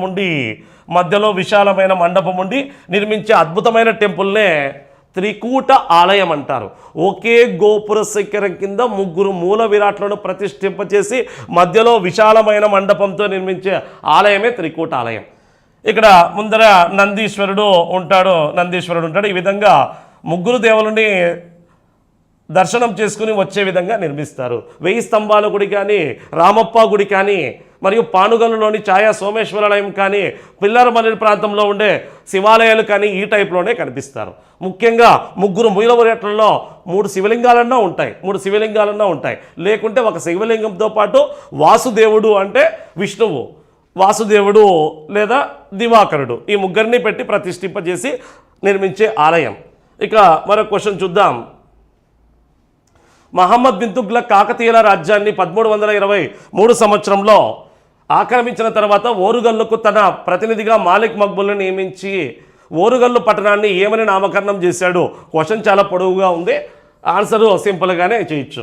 సింపుల్గా మహమ్మద్ బిన్ తుగ్లక్ కాకతీయ రాజ్యాన్ని ఎప్పుడు ఆక్రమించాడంటే 1323లో ఆక్రమించాడు. 1323లో ఆక్రమించి ఎవరిని నియమించాడంట? తన ప్రతినిధిగా మాలిక్ మక్బూల్ను నియమించాడంట. ఈ మాలిక్ మక్బూల్ నియమించిన తర్వాత వాళ్ళ రాజధాని, కాకతీయుల రాజధాని ఏది? ఓరుగల్లుకి ఏమని నామకరణం ఇచ్చాడు? అందరికీ ఆన్సర్ తెలిసి ఉంటుంది. సుల్తాన్పూర్ అని నామకరణం చేశాడు. సుల్తాన్పూర్గా నామకరణం చేశాడు. ఇక దౌలతాబాదు, తుగ్లకాబాద్ అనేటివి కూడా ఫేమస్సే. దౌలతాబాదు దేవగిరికి పేరు మార్చాడు. దేవగిరి యాదవుల రాజధాని దేవగిరి. మహారాష్ట్ర ప్రాంతంలో యాదవులు ఉండేవారు. కాకతీయులకు ప్రధాన శత్రువులు యాదవులు దేవగిరిని పరిపాలించారు. తర్వాత కాలంలో మహమ్మద్ బిన్ తుగ్లక్ ఈ దేవగిరికి దౌలతాబాద్ అని పేరు పెట్టి తన రాజధానిగా చేసుకున్నాడు. ఇక తుగ్లకాబాద్ అనే దాన్ని వీళ్ళ తండ్రి మహమ్మద్ బిన్ తుగ్లక్ తండ్రి గియాజుద్దీన్ తుగ్లక్ నిర్మించి తన రాజధానిగా చేసుకున్నాడు. ఇది ఢిల్లీలో ఉంది. దౌలతాబాద్ = దేవగిరి మహారాష్ట్ర, సుల్తాన్పూర్ ఓరుగల్లు. మహమ్మద్ నగర్ అనేది ఇక్కడ మనకైతే ప్రస్తావన లేదు వీళ్ళ కాలంలో. ఇక మరొక క్వశ్చన్ చూద్దాం. ముసునూరు నాయకులు ఏ ప్రాంతాన్ని రాజధానిగా చేసుకుని అధికారంలోకి వచ్చారు? ముసునూరి నాయకులు. కాకతీయుల తర్వాత ఆంధ్రలోని కొంత ప్రాంతాన్ని ఆక్రమించి పరిపాలించిన మొట్టమొదటి రాజవంశమే ముసునూరి నాయకులు. వీరు ఏ ప్రాంతాన్ని రాజధానిగా చేసుకుని పరిపాలించారని అడిగాడు. గతంలో కూడా కొన్ని ఎగ్జామ్స్లో అడిగాడు. ఆన్సర్ అమనగల్ల, ఓరుగల్ల, రేకపల్లి, కొడంగల్ అని ఇచ్చాడు. కొడంగల్ ఆన్సర్ దాదాపుగా అందరికీ ఐడియా ఉంటుంది. సరైన ఆన్సర్ అయితే రేకపల్లి. ఖమ్మం జిల్లాలో రేకపల్లి కేంద్రంగా అధికారంలోకి వచ్చారు. ముసునూరి నాయక రాజ్యం 1325లో ఏర్పడి 1366 వరకు కొనసాగింది. 1368 వరకు కొనసాగింది ముసునూరి నాయక రాజ్యం. ఇద్దరు పరిపాలించారు. మొదటి వ్యక్తి ప్రోలయ నాయకుడు, రెండో వ్యక్తి కాపాయ నాయకుడు. వాళ్ళ తొలి రాజధాని రేకపల్లి కేంద్రంగా అధికారంలోకి వచ్చి తర్వాత ఓరుగల్లుని రెండవ రాజధానిగా చేసుకున్నారు. ముసునూరి నాయకులు 1336 సంవత్సరంలో ఓరుగల్లుని రెండవ రాజధానిగా చేసుకోవడం, పరిపాలించడం జరిగింది. ఇలా తొలి రాజధాని రేకపల్లితోనే అధికారంలోకి వచ్చారు కాబట్టి సరైన ఆన్సర్ రేకపల్లి, ఖమ్మం జిల్లాలో ఉండేది. ఇక తర్వాత 1336లో కాపాయ నాయకుడు మహమ్మద్ బిన్ తుగ్లక్ నియమించిన మాలిక్ మక్బుల్ని ఓడించి తరిమేసి ఓరుగల్లుని రెండవ రాజధానిగా చేసుకుని పరిపాలించాడు. కొడంగల్ అనేది గోల్కొండ కుతుబ్షాహీలో తొలి రాజధాని కొడంగల్. అమనగల్లు రేచర్ల పద్మనాయకులు లేదా వెలమనాయకుల యొక్క తొలి రాజధాని అమనగల్లు అనే ప్రాంతం. మహబూబ్ నగర్ జిల్లాలోని అమనగల్లును రాజధానిగా చేసుకుని అధికారంలోకి వచ్చింది ఎవరు అంటే రేచర్ల పద్మనాయకులు లేదా వెలమనాయకులు. వాళ్ళ తెలంగాణ ప్రాంతాన్ని పరిపాలించిన వారు. కొడంగల్ గోల్కొండ కుతుబ్షాహీలో తొలి రాజధాని కొడంగల్. తర్వాత వాళ్ళు గోల్కొండ పట్టణాన్ని లేదా కోట నిర్మించుకొని రాజధానిగా చేసుకుని పరిపాలించారు. ఇక మరో క్వశ్చన్ చూద్దాం. రెండవ ప్రతాపరుద్రుడు 2 మహమ్మద్ బిన్ తుగ్లక్ చేతిలో ఓడిపోయి ఢిల్లీకి బందీగా వెళ్తూ నర్మదా నదిలో దూకి ఆత్మహత్య చేసుకున్నాడని తెలుపుతున్న శాసనం. అద్భుతమైన క్వశ్చన్. ఆన్సర్ కలువచెర శాసనమా, విలసతామ్ర శాసనమా, పోలవరం శాసనమా, వరంగల్ దుర్గ శాసనమా ఇచ్చాడు. ఇది కూడా మేబీ చాలామందికి ఐడియా ఉండొచ్చు. ఆన్సర్ ట్రై చేయండి. రేచర్ల నాయకులు తొలి రాజధాని అమనగల్లు, తర్వాత వాళ్ళు రాచకొండ, దేవరకొండ ముఖ్య కేంద్రంగా చేసుకుని పరిపాలించారు. కలువచెర శాసనమా, విలసతామ్ర శాసనమా, పోలవరం శాసనమా? రెండవ ప్రతాపరుద్రుడి మరణం గురించి. రెండవ ప్రతాపరుద్రుడు 1323లో మహమ్మద్ బిన్ తుగ్లక్ చేతిలో ఓడిపోయి ఢిల్లీకి బందీగా వెళ్తూ ఉంటాడు. ఇతన్ని ఢిల్లీకి ఎవరి నేతృత్వంలో బందీగా పంపాడంటే కాదిర్ ఖాన్, ఖ్వాజా హాజీల నాయకత్వంలో పంపడం జరిగింది. రెండవ ప్రతాపరుద్రుడిని మహమ్మద్ బిన్ తుగ్లక్ ఎవరి నాయకత్వంలో ఢిల్లీకి బందీగా పంపాడంటే కాదిర్ ఖాన్ మరియు ఖ్వాజా హాజీల నాయకత్వంలో పంపడం జరిగింది. అయితే మార్గ మధ్యంలో ఇంత బతికి నేను బానిసగా వాళ్ళ దగ్గర పడి ఉండడం ఏంటి అని భావించిన రెండవ ప్రతాపరుద్రుడు మాచలాదేవితో పాటు దూకేశాడు. ఇతనితో పాటు బందీగా వెళ్తున్న మహిళ, ఇతని ఉంపుడు గత్తె, ఇతని ఆస్థాన నర్తకి అయిన ఈమెతో పాటు ఆయన దుంకి ఆత్మహత్య చేసుకున్నాడు. దీని గురించి తెలుపుతున్న శాసనం విలాసతామ్ర శాసనం. చాలామంది ఆన్సర్ ఇచ్చారు. Very good. విలాసతామ్ర శాసనాన్ని వేయించింది ప్రోలయ నాయకుడు. అమలాపురం జిల్లాలోని విలస గ్రామంలో బయలుపడింది. ఇది తూర్పుగోదావరి జిల్లాలోని అమలాపురంలో బయలుపడింది ఈ శాసనం. ఉమ్మడి తూర్పుగోదావరి జిల్లాలోని అమలాపురం సమీపంలోని విలస గ్రామంలో వేయబడింది. ప్రోలయ నాయకుడు వేయించాడు ఈ శాసనాన్ని. ప్రోలయ నాయకుడు. ఇక కలువచెర శాసనం కాకతీయుల కాలం నాటి కొన్ని విశేషాలను తెలుపుతుంది. ముఖ్యంగా కాకతమ్మ అనే దేవతను ఆరాధించడం వల్ల కాకతీయులని, అంతేకాకుండా కూస్మాండిని సంబంధించిన కొంత ప్రత్యేక స్టోరీ ఉంది కలువచెర శాసనంలో. కలువచెర శాసనం అనితల్లి అనే మహిళ వేయించింది. పోలవరం శాసనం కాపాయ నాయకుడు వేయించాడు. వరంగల్ దుర్గ శాసనం గణపతి దేవుడు వేయించిన శాసనం. వరంగల్ దుర్గ శాసనం. పోలవరం శాసనాన్ని వేయించింది కాపాయ నాయకుడు. కలువచెర శాసనాన్ని అనితల్లి. రెడ్డి రాజుల్లో వీరభద్రారెడ్డి భార్య, రెడ్డి రాజ్యాన్ని పరిపాలించిన వీరభద్రారెడ్డి భార్య అనితల్లి వేయించిన శాసనమే కలువచెర శాసనం. మరొక క్వశ్చన్ చూద్దాం. ఓకే, మన క్వశ్చన్. తూర్పు చాళుక్యులు రాజు దానార్నవుని సింహాసనాన్ని ఆక్రమించుకునేందుకు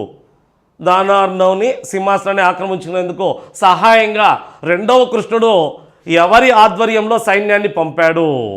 ఇంతకుముందు మిత్రుడు అడిగాడు. రెండవ కృష్ణుడు అన్నాడు కదా. రెండవ కృష్ణుడు కాదు, అక్కడ అయితే ఒకటో కృష్ణుడే. ఇక్కడ రెండవ కృష్ణుడు యొక్క సేనాని ఎవరంటే కాకర్త్య గుండన.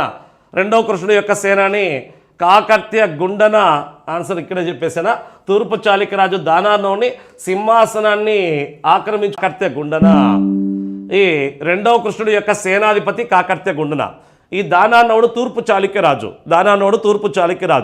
ఈ దానానవుడు తన అన్న రెండవ అమరాజు చేతిలో ఓడిపోయి రాజ్యాన్ని కోల్పోయి రాష్ట్రకూట రాజ్యానికి వెళ్తాడు. పోయి రాష్ట్రకూట రాజు రెండవ కృష్ణుడు సహాయాన్ని అర్థిస్తాడు. అయ్యా, నన్ను పాలకుడుగా చేయడానికి మీరు సహకరించండి అని. వెంటనే రెండవ కృష్ణుడు తన సేనాధిపతుల్లో సుప్రసిద్ధుడైన కాకర్త్య గుండను ఇతన్ని సహాయంగా పంపుతాడు. దీంతో దానానవుడు కాకర్త్య గుండలో వేంగి చాళుక్య రాజ్యాన్ని పరిపాలిస్తున్న రెండో అమరాజును వధించి కాకర్త్య గుండన దానానవుని పాలకుడుగా చేస్తాడు. దీని గురించి తెలిపే శాసనమే మాగల్లు శాసనం. ఇక ఒకటో బేతరాజు ఎరియా పోలరాజులో సంబంధించిన వ్యక్తులైతే కాదు. ఈ కాకర్త్య గుండన కొడుకే బేతరాజు 1. బేతరాజు యొక్క కుమారుడే పోలరాజు 1.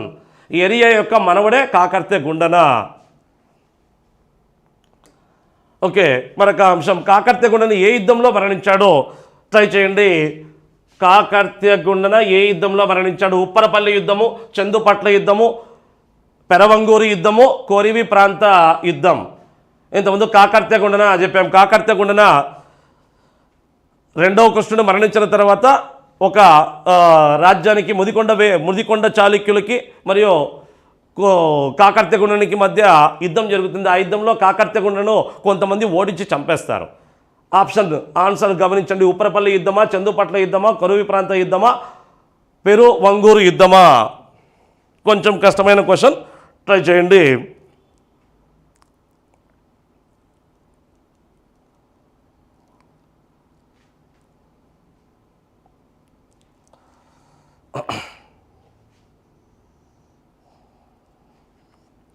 ఓకే, కొంచెం కష్టమైన క్వశ్చనే ఇది. ఉప్పరపల్లి యుద్ధం, చందుపట్ల యుద్ధం, కొరివి ప్రాంత యుద్ధం, పెరువంగూరు యుద్ధం. ఓకే, ఎవరో మొత్తానికైతే రాయేశారో, మళ్ళీ సబ్జెక్ట్ పైన అవగాహన ఉందో. ఆన్సర్ అయితే ఇద్దరు అయితే ఇచ్చారు.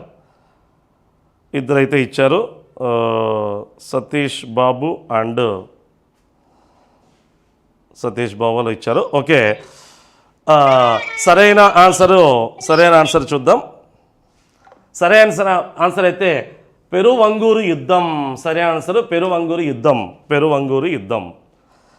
పెరువంగూరు యుద్ధంలో కాకర్త్య గుండన ముదికొండ చాళుక్యులతో యుద్ధం చేస్తూ మరణించినట్టు తెలుస్తోంది. ఆ స్టోరీ చాలా వివరణాత్మకంగా మనము రాష్ట్రకూటులకు సామంతులుగా ఉండే కాకతీయులతో చూడొచ్చు. ఉప్పరపల్లి యుద్ధం, ప్రతాపరుద్రుడు సేనాని రేచర్ల వెన్న అల్లావుద్దీన్ ఖిల్జీ పంపిన మాలిక్ ఫక్రుద్దీన్ జునాను ఓడించి తరిపిన యుద్ధం. చందుపట్ల యుద్ధం, రాణి రుద్రమదేవి కడప పాలకుడు కాయస్థ అంబగదేవుడితో యుద్ధం చేస్తూ ఆ యుద్ధ సమయంలోనే ఆమె గాయాల పాలై మరణించినట్టు తెలుస్తుంది. కొరివి ప్రాంత యుద్ధం కూడా కాకతీయుల కాలంలో చోటు చేసుకున్న ఒక యుద్ధాల్లో చెప్పుకోదగ్గది. ఓకే, ఇక మరొక క్వశ్చన్ చూద్దాం. కాకర్త్య గుండన గురించి తెలిపే మాగల్లు శాస్త్రాన్ని వేయించింది ఎవరు? ఇంతకుముందు వచ్చింది కాబట్టి ఈజీ క్వశ్చనే. దానానవుడు సరైన ఆన్సర్. ఈజీగా ఆన్సర్ చేయొచ్చు. ఇక మరొక క్వశ్చన్ చూద్దాం. రాష్ట్రకూటుల పతనాంతరం కాకతీయులు ఎవరికి సామంతులుగా ఉన్నారు? ఇది కూడా ఇంతకుముందు ఎక్స్ప్లెనేషన్లో మీకు వచ్చింది. రాష్ట్రకూటుల పతనాంతరం కాకతీయులు ఎవరికి సామంతులుగా ఉన్నారు? కాకతీయులు జీవితం స్టార్ట్ అయినది ఎవరి దగ్గర అంటే రాష్ట్రకూటుల వద్ద కాకతీయులు మొట్టమొదట సైన్యాధికారులుగా పనిచేశారు. సైన్యాధికారులుగా పనిచేసి తర్వాత కొరివి ప్రాంతానికి పాలకులయ్యారు. కాకర్త్య గుండన మరణంతో రాష్ట్రకూటులకు సామంతులుగా ఉండే కాకతీయులు ఎండ్ అయ్యారు. కాకర్త్య గుండన కొడుకు మొదటి బేతరాజే ఫస్ట్ టైం కళ్యాణి చాళుక్యులకు సామంతులుగా కాకతీయ రాజ్యాన్ని మళ్ళీ ప్రారంభిస్తాడు. ఆయనే మొదటి బేతరాజు. తర్వాత ఎవరికి సామంతులుగా అయ్యారంటే కళ్యాణి చాళుక్యులకి. మొదట కాకతీయులు రాష్ట్రకూటులకు సామంతులు, తర్వాత 995 నుంచి 1157 వరకు కళ్యాణి చాళుక్యులకు సామంతులుగా పనిచేశారు. కళ్యాణి చాళుక్యులకు సామంతులుగా పనిచేసిన మొట్టమొదటి కాకతీయ రాజు ఒకటవ బేతరాజు, తర్వాత అతని కుమారుడు మొదటి ప్రోలరాజు, తర్వాత రెండో బేతరాజు, తర్వాత దుర్గరాజు అండ్ రెండో ప్రోలరాజు. వీళ్ళు 5 మంది కళ్యాణి చాళుక్యులకు సామంతులుగా పనిచేసిన కాకతీయ రాజులు. కళ్యాణి చాళుక్యులన్నా పశ్చిమ చాళుక్యులన్నా ఒకటే. కళ్యాణి చాళుక్యులు పశ్చిమ చాళుక్యులు అని కూడా పిలుస్తారు. పశ్చిమ చాళుక్యుల్లో వీళ్ళు కళ్యాణి అనే ప్రాంతాన్ని రాజధానిగా చేసుకుని పరిపాలించడం వల్ల కళ్యాణి చాళుక్యులు అంటారు. మొట్టమొదటి కళ్యాణి చాళుక్యరాజు చాళుక్య తైలపుడు లేదా రెండవ తైలపుడు అనే వ్యక్తి కళ్యాణి చాళుక్య రాజ్యస్థాపకుడు. పల్లవులు కాదు, ముదికొండ చాళుక్యులు కాదు, వేంగి చాళుక్యులు కాదు. వీళ్ళంతా వీళ్ళకు కాకతీయులకు సమకాలికులుగా రాష్ట్రకూటుల టైంలో ఉన్న వాళ్ళు కూడా అని చెప్పచ్చు. మరో క్వశ్చన్ చూద్దాం. ఓకే, మనం ఏ బుక్స్ రెఫరెన్స్ అనేది మీకు తెలపడానికే ఇది అత్యంత లభిస్తున్న ఫేమస్ బుక్స్. ఏమంటే ఇవన్నీ చాలా వరకు గ్రాంధికంగా ఉండే బుక్స్, కొంచెం గ్రాంధిక భాషలో ఉన్నాయి. వీటిలో ఉండే అంశాలను విశ్లేషణాత్మకంగా కులంకుశంగా పరిశీలించి అనేక గ్రంథాల్లో ఉండే వాటిని బేస్ చేసుకుని మనం క్లాసెస్ రూపొందించడం జరిగింది. అందుకే క్విక్ రివిజన్ 360 డిగ్రీస్ అద్భుతమైన సబ్జెక్ట్ ఇవ్వాలనే ఉద్దేశంతో సమయాన్ని తీసుకొని క్లాసెస్ తయారు చేయడం వల్లనే ఆలస్యమైంది. ఓకే, క్వశ్చన్ చూద్దాం. మరొకటి, బేతరాజు 2కు సంబంధించి ఈ క్రింది బిరుదులు సరైన వాటిని గుర్తించండి. రెండో బేతరాజు. ఇంతకుముందు కళ్యాణి చాళుక్యులకు సామంతులుగా ఉన్న రాజుల్లో ఇతను మూడో వ్యక్తి. ఒకటో బేతరాజు, తర్వాత ఒకటో ప్రోలరాజు, తర్వాత రెండో బేతరాజు, తర్వాత దుర్గరాజు అండ్ రెండో ప్రోలరాజు. ఆన్సర్ ట్రై చేయండి. బేతరాజు 2కు సంబంధించి ఈ క్రింది బిరుదులు సరైన వాటిని గుర్తించండి. అంటే రెండో బేతరాజుకున్న బిరుదులు ఏవి అని అడిగాడు. విక్రమచక్రి, చలమర్తి గండ, త్రిభువన మల్ల త్రిభువన మల్ల, కాకతీపుర అధినాథ, కాకతీ వల్లభ, అరిగజ కేసరి, రాయగజ కేసరి, ఆంధ్రదేశాధీశ్వర. మరి ఇందులో సరైన ఆన్సర్ ఏది అని గుర్తించండి. ట్రై చేయండి ఆన్సరు. సామంత కాకతీయుల గురించి వచ్చే క్వశ్చన్ అన్నమాట ఇది. విక్రమచక్రి, చలమర్తి గండ, త్రిభువన మల్ల, కాకతీపుర అధినాథ, కాకతీ వల్లభ, అరిగజ కేసరి, రాయగజ కేసరి, ఆంధ్రదేశ్వర. రెండో బేతరాజుకుండే బిరుదులు ఏవి అని. సబ్జెక్ట్ బాగా చదివేసినట్టున్నారు. వెరీ గుడ్, ఆన్సర్ బాగానే మ్యాక్సిమం 100కు 100% ఆన్సర్ ఇచ్చారు. సరైన ఆన్సర్ అయితే కరెక్టే. విక్రమచక్రి, విక్రమచక్ర, చలమర్తి గండ, త్రిభువన మల్ల వంటి బిరుదులు ఎవరికి ఉన్నాయంటే రెండవ బేతరాజుకు ఉన్నాయి. రెండవ బేతరాజు బిరుదులపైన ఖచ్చితంగా మనకు 75 క్వశ్చన్స్లో ఒక 3-4 క్వశ్చన్స్ బిరుదులపైనే అడుగుతూ ఉన్నాడు. ఓకే, ఇతనికైతే విక్రమచక్ర, చలమర్తి గండ, త్రిభువన మల్ల వంటి బిరుదులు రెండో బేతరాజుకు ఉన్నాయి. ఇక కాకతీపుర అధినాథ అని ఎవరికి బిరుదు ఉంది అంటే కాకతీపుర అధినాథ అని బిరుదు ఉన్న వ్యక్తి ఒకటో బేతరాజు వాళ్ళ తాతకి. రెండో బేతరాజు తాత అయినా మొదటి బేతరాజుకు ఈ బిరుదు ఉంది. మొదటి బేతరాజు యొక్క బిరుదు కాకతీపుర అధినాథ. కాకతీయ వల్లభ, అరిగజకేసరి ఈ బిరుదులు కలిగిన వ్యక్తి మొదటి ప్రోలరాజుకు ఉన్న బిరుదులు కాకతీయ వల్లభ, అరిగజ కేసరి. కేసరి తటకం అనే దాన్ని నిర్మించింది కూడా అతనే. ఇక రాయగజ కేసరి, ఆంధ్రదేశాధీశ్వర గణపతి దేవుడికి ఉన్న బిరుదులు. గణపతి దేవుడి యొక్క బిరుదులు రాయగజ కేసరి, ఆంధ్రదేశాధీశ్వర వంటి బిరుదులు కలిగిన వ్యక్తి అయితే గణపతి దేవుడు. ఇది. ఇక మరో క్వశ్చన్ చూద్దాం. సరైన ఆన్సరు విక్రమచక్రి, చలమర్తి గండ, త్రిభువన వల్ల 1 సరైన ఆన్సరు. ఇక మరో క్వశ్చన్, గణపతి దేవుని సహాయార్థం రెండవ మనవ సిద్ధి రాయబారిగా ఎవరిని పంపాడు? గణపతి దేవుని సహాయార్థం అంటే గణపతి దేవుడి సహాయాన్ని అర్థించడానికి రెండవ మనవ సిద్ధి రాయబారిగా ఎవరిని పంపాడు అని అడిగాడు. రెండవ మనవ సిద్ధి ఎవరు అంటే నెల్లూరు పరిపాలిస్తున్న రాజు, నెల్లూరు తెలుగు చోడరాజు. నెల్లూరు తెలుగు చోడరాజు రెండవ మనవ సిద్ధి. కొన్ని కారణాల వల్ల రెండవ మనమ సిద్ధి తన దాయాది విజయగండ గోపాలుడు కారణంగా రాజ్యాన్ని కోల్పోయింటాడు. ఆ రాజ్యాన్ని పునరాక్రమించడం కోసము రెండవ మనమ సిద్ధి తన ఆస్థానంలో ఉండే ఒక వ్యక్తిని గణపతి దేవుని సహాయార్థం పంపించాడు. ఎవరు ఆయన? తిక్కరణ, నన్నచోరుడ, పాల్కొరికి సోమనాథన, జయాప సేనాన. మ్యాక్సిమం ఇది కూడా చాలామంది 100కు 100% ఆన్సర్ ఇస్తారనుకుంటున్నా.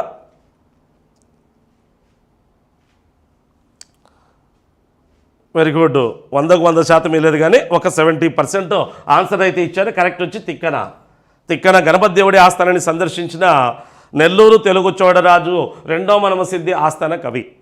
సహాయాన్ని అర్థించడంతో గణపతి దేవుడు సామంత భోజుడు అనే సుప్రసిద్ధమైన సైన్యాన్ని పంపడంతో ఆ సామంత భోజుడు నెల్లూరు మీద దండెత్తి నెల్లూరుని ఆక్రమించి పరిపాలిస్తున్న విజయగండ గోపాలుడిని ఓడించి తరిమి రెండో మనవసిద్ధిని పాలకుడుగా చేశాడు. అందుకు ప్రతిఫలంగానే రెండో మనవసిద్ధి ఏం చేశారంటే తన రాజ్యంలో నెల్లూరు రాజ్యంలో భాగంగా ఉండే మోటుపల్లిని గణపతి దేవుడికి కానుకగా లేదా బహుమానంగా ఇచ్చాడు. అలా నెల్లూరు రాజ్యం నుంచి గణపతి దేవునికి వచ్చింది మోటుపల్లి.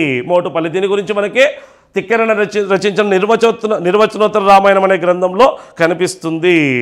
నిర్వచనోత్తర రామాయణంలో కనిపిస్తుంది. వెరీ గుడ్, ఆన్సర్ దాదాపుగా మంచిగానే ఇచ్చారు. ఇక మరొక క్వశ్చన్ చూద్దాం.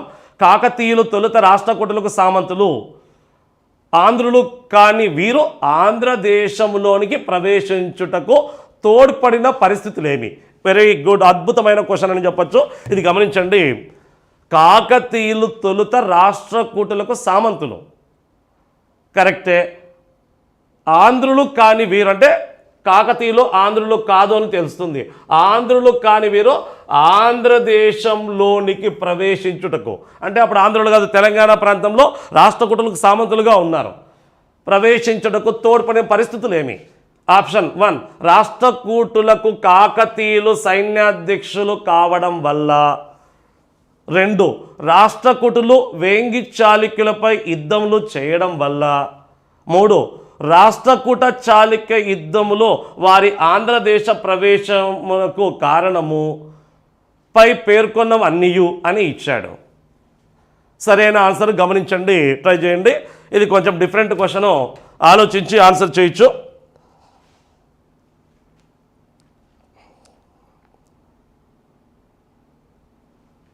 Very good.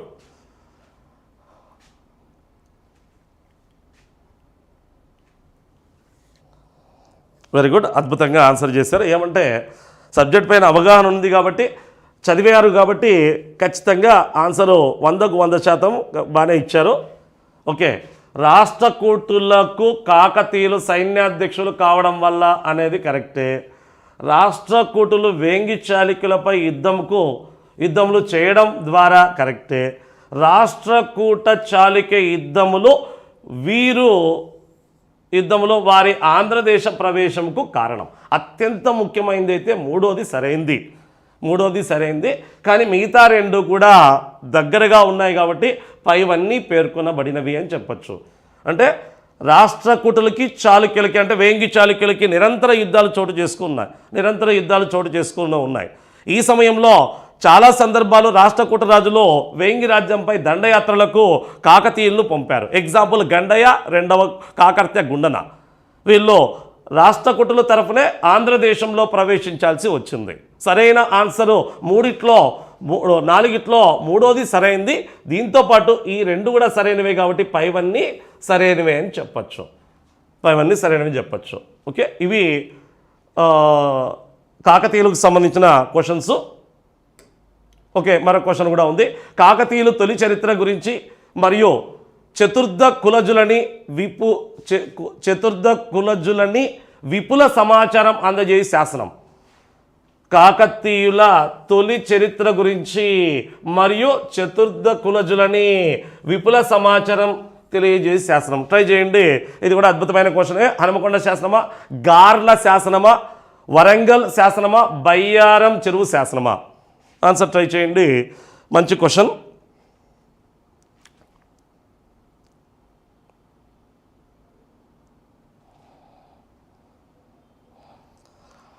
ఓకే, హనుమకొండ శాసనమా, గార్ల శాసనమా, వరంగల్ శాసనమా అండ్ బయ్యారం చెరువు శాసనమా? వెరీ గుడ్, ఇది కూడా దాదాపుగా మ్యాక్సిమం ఆన్సర్ కరెక్ట్గానే ఇచ్చారు. బయ్యారం చెరువు శాసనంలో కాకతీయుల తొలి చరిత్ర గురించి ఉంది. అంటే ఇక్కడ మాగల్లు శాసనం కూడా పెట్టింటే బాగుండేది, కొంచెం కన్ఫ్యూజ్ అయ్యేవాళ్ళు. కానీ ఇక్కడ మాగల్లు శాసనం లేకపోవడం వల్ల ఇక దానికి దగ్గరగా ఉండేది మంచి శాసనం ఏదంటే బయ్యారం చెరువు శాసనం. ఎంతోటి ఇక్కడ చతుర్థ కులజులు అని తెలిపింది. చతుర్థ కులజులు అంటే 4వ వర్ణం వారు అని, అంటే శూద్రులు. బయ్యారం చెరువు శాసనంలో తాము రాష్ట్రకూటులకు సామంతులమని, మేము శూద్రులు అని వర్ణించింది బయ్యారం చెరువు శాసనం. చతుర్థ కులజులు అంటే 4వ వర్ణం వారు ఈక్వల్ టు శూద్రులు. ఈ విషయం మనకు బయ్యారం చెరువు శాసనంలో ఉంది. ఇంకేదైనా క్వశ్చన్ ఉందా? మరొకటి కూడా ఉంది. కాకతీయపుర అధినాతులు అని ప్రశంసించబడినది. ఇది కూడా అద్భుతమైన క్వశ్చనే. కాకతీపుర అధినాతులు అని ప్రశంసించబడినది మొదటి బేతరాజు కాజీపేట శాసనమా, బయ్యారం చెరువు శాసనమా, ప్రతాపరుద్ర యశోభూషణమా, పైన పేర్కొనబడిన అన్నియునా? ఇది కూడా ఆన్సర్ ట్రై చేయండి.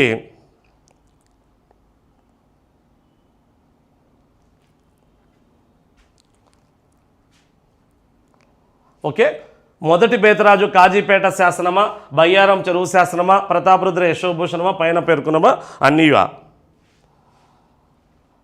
ఎందుకు వచ్చిన సమస్యలే అని అన్నీ వేసేస్తే పోతుంది, సమస్య ఉండదు. ఇలాంటి క్వశ్చన్స్ వచ్చినప్పుడు చాలామంది ఎస్పెషల్లీ నాలాంటి వాళ్ళు ఎగ్జామ్ రాసేపోతే తెలియదనుకో, సబ్జెక్ట్ నాలెడ్జ్ లేదనుకో, ఎందుకు వచ్చిన సమస్యలే పైవన్నీ ఉన్నాయి కదా ఏసై అని పైవన్నీ పెడుతూ ఉంటాం. ఒక్కోసారి అది ప్లస్ అవుతుంది, ఎక్కువసార్లు మైనస్ అవుతుంది. మరి ఇక్కడ పైవన్నీ వేసేద్దామా లేకుంటే ఏదన్నా ఒకటి ఆన్సర్ చేద్దామా అంటే ఇప్పుడు నా స్ట్రాటజీనే కరెక్ట్, ఏం తెలియదు కాబట్టి ఏసై అని పెట్టచ్చు. సరైన ఆన్సర్ అయితే పైవన్నీయో అని చెప్పచ్చు, పైవన్నీయో.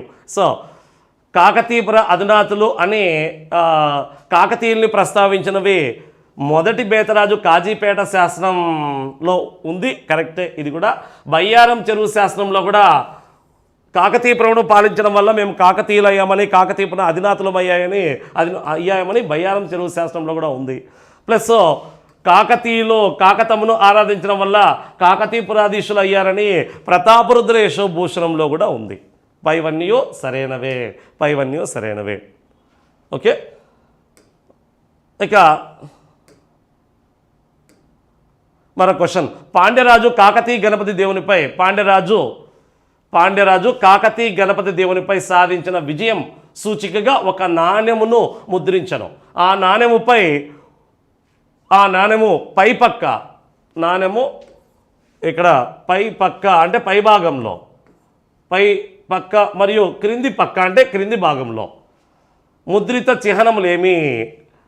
ఇది అద్భుతమైన క్వశ్చన్. పాండ్యరాజు గణపతి దేవుడు, పాండ్యులకి మరియు కాకతీయులకి ఎప్పుడు యుద్ధాలు జరుగుతూ ఉండేవి. ముఖ్యంగా గణపతి దేవుడు చివరి కాలంలో చేసిన యుద్ధమే ముఖ్యమైన యుద్ధం.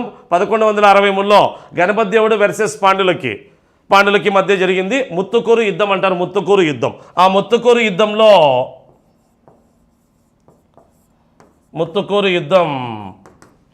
1263లో జరిగిన యుద్ధం. పాండ్యులకి కాకతీయులకి మధ్య జరిగిన యుద్ధం. ఇంకా చాలామంది కూడా పాల్గొన్నారు. ఈ యుద్ధంలో గణపతి దేవుడు ఓటమి పాలవుతాడు. ఓటమిని గణపతి దేవుడు చివరికి యుద్ధంలో ఓడిపోయిన తర్వాత రాజ్యభారాన్ని పూర్తిగా కుమార్తెకు అప్పగించి శేష జీవితాన్ని శైవ సన్నిధిలో జీవిస్తూ కాలాన్ని ముగిస్తాడు. మరి పాండ్యరాజు గణపతి దేవుడిని ఓడించిన తర్వాత తన నాణ్యాలపై విజయానికి సూచికగా నాణ్యం పై భాగంలో ఏమేయించాడు, కింద భాగంలో ఏమేయించాడని ఇచ్చాడు. ఆ విజయం సాధించిన పాండ్యరాజు ఎవరంటే జటావర్మ సుందర పాండ్యుడు. ఎవరు? జటావర్మ సుందర పాండ్యుడు. ఆన్సరు మరి ఏంది ఆప్షన్ చూడండి. ద్విమత్స్యములు అంటే 2 చేపలు, 2 వరాహము, 3 సింహము, 4 నంది. మళ్ళీ కింద 1 2 1 2 3 2 3 1 2 3 4 అని ఇచ్చాడు. అంటే ద్విమత్స్యములు అంటే 2 చేపల, వరాహమా, సింహమా, నంద. పైన ఎందుంది కింద ఎందుంది అనే ఆన్సర్ ఇచ్చాడు. ట్రై చేయండి. కొంచెం డిఫరెంట్ క్వశ్చన్.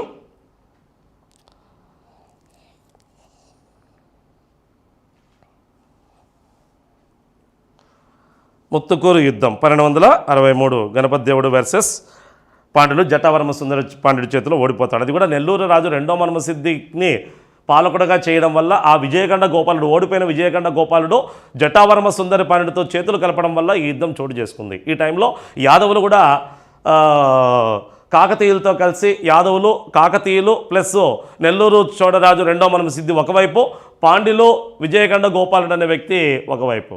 చివరికి ముత్తుకూరు యుద్ధంలో ఓడిపోతాడు, కాకతీయ సైన్యం ఓడిపోతుంది. విజయానికి చిహ్నంగా ఈ జటావరమ సుందరపాలుడు కంచి ప్రాంతంలో కనకాభిషేకం చేసుకొని అంటే బంగారు నాణ్యాలతో అభిషేకం చేసుకొని ఒక నాణ్యంపై ఏం వేయించాడంటే పై భాగంలో మత్స్యములు 2 చేపలు. ఎవరెవరు ఇచ్చారు ఆప్షన్ ఆన్సరు? ఓకే, కొంతమంది బాగానే ఇచ్చారు. రెండోది వరాహము, పైన మత్స్యములు 2 చేపలు ఉన్నాయి, కింద వరాహం. ఈజ్ ఈక్వల్ టు కాకతీయుల యొక్క అధికార చిహ్నం, చేప పాండ్యుల యొక్క అధికార చిహ్నం. పాండ్యుల అధికార చిహ్నం 2 చేపలు, పాండ్యుల అధికార చిహ్నం లేదా రాజలాంఛనం ఏదంటే 2 చేపలు. కాకతీయులపై విజయం సాధించినందుకు వాళ్ళ యొక్క అధికార చిహ్నంను నాణ్యం కింద వేయించాడు. ఇలా ఈ 2 కనిపిస్తాయి. ది మత్స్యములు ప్లస్ వరాహము. సరైన ఆన్సర్ అయితే 1, 2 మాత్రమే. ఇక సింహము నంది కనిపించదు. ఇక మరో క్వశ్చన్ కాకతీయులు ముఖ్యంగా గోలకి మఠాలను దేని కొరకు నిర్మించారు? గోలకి మఠం శైవ మతానికి సంబంధించిన మఠాలనే గోలకి మఠాలు. దేని కొరకు నిర్మించారని ఇచ్చాడు? వేద విద్యలు బోధించుటకు, వైష్ణవ విద్య ప్రచారానికి, శైవ విద్య ప్రచారానికి, జైన మత విద్యా వ్యాప్తి కొరకు. ఆప్షన్లో నేను క్వశ్చన్ చదివేటప్పుడే ఆన్సర్ చెప్పేశాను, దాదాపుగా అందరికీ తెలిసిందే. సరైన అయితే గోలకి మఠం మధ్య భారతదేశంలో ఉండేది. ఇది శైవ విద్య ప్రచారం కోసం ఏర్పాటు చేసింది. ఈ గోలకి మఠానికి సంబంధించిన వారు కాకతీయ రాజ్యానికి వచ్చి పాశుపత శైవాన్ని ఎక్కువగా ప్రచారం చేసేవారు. ఈ గోలకి మఠం ఏ శైవానికి కేంద్రం అంటే పాశుపత శైవానికి కేంద్రం.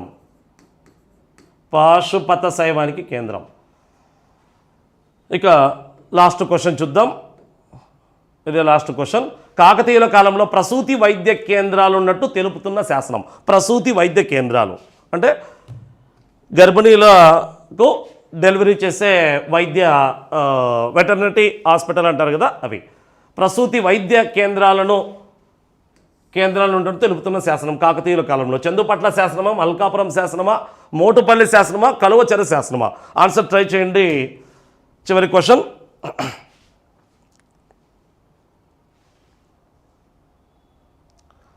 చందుపట్ల శాసనం, మల్కాపురం శాసనం, మోటుపల్లి అభయ శాసనం. సూక్ష్మంగా చదివిన వాళ్ళు, సబ్జెక్టు సూక్ష్మంగా చదివి కొంచెం విశ్లేషణాత్మకంగా చదివిన వాళ్ళు ఆన్సర్ చేయగలుగుతారు. Okay, very good. దాదాపుగా కరెక్ట్గానే ఆన్సర్ ఇచ్చారు. ఓకే, మరి సరైన ఆన్సర్ అయితే మల్కాపురం శాసనం. రాణి రుద్రమదేవి వేయించింది. ఈ శాసనంలో ఆమె తన శైవమత గురువు విశ్వేశ్వర శివాచార్యుడు గురించి వర్ణించింది. ఆయన మందడం అనే గ్రామంలో నివసించాడని, ఆయన అనేక ప్రజాహిత కార్యక్రమాలు చేపట్టాడని, అందులో భాగంగా ఆయన ఈ మందడం అనే ప్రాంతంలో ప్రసూతి వైద్యశాలను ఏర్పాటు చేశాడని ఏ శాస్త్రంలో ప్రస్తావించబడింది అంటే మల్కాపురం శాస్త్రంలో. రాణి రుద్రమదేవి శాస్త్రంలో ఉంది. విశ్వేశ్వర శివాచార్యుడి యొక్క శైవ మతం గురించి ఇందులో వివరించింది. ఇది ఇంకా చందుపట్ల శాస్త్రం రాణి రుద్రమదేవి మరణం గురించి ఉంది. మోటుపల్లి శాసనం కాకతీయుల విదేశీ వ్యాపారం గురించి, రేవుపట్నం గురించి, విదేశీ వ్యాపారానికి జరిగిన విశేషాల గురించి ఉన్నాయి. ఇంకా కలువచెర శాసనం తొలి కాకతీయులకు సంబంధించిన కొంత సమాచారం గురించి ఉన్నవి. ఇవి అత్యంత ముఖ్యమైన కాకతీయులకు సంబంధించిన క్వశ్చన్స్. ఓకే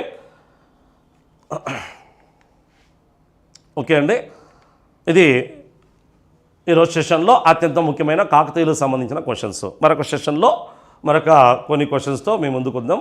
ఓకే, మన ఆన్లైన్ ఏపీ హిస్టరీతో పాటు అన్ని సబ్జెక్ట్స్ అత్యద్భుతంగా టీచ్ చేయడం జరిగింది. ఎస్పెషల్లీ హిస్టరీని నీట్గా అర్థమయ్యే విధంగా మనము ఇమేజెస్తో, మంచి టేబుల్స్తో రూపొందించడం కూడా జరిగింది. అంటే దాదాపుగా క్లాసు వింటే, అంటే మనము ఏ చాప్టర్ విన్నా కానీ ఆ చాప్టర్కి సంబంధించిన ఇమేజెస్ చూస్తే దాదాపుగా సబ్జెక్ట్ గుర్తుకుండే విధంగా రూపొందించబడిన క్లాసెస్.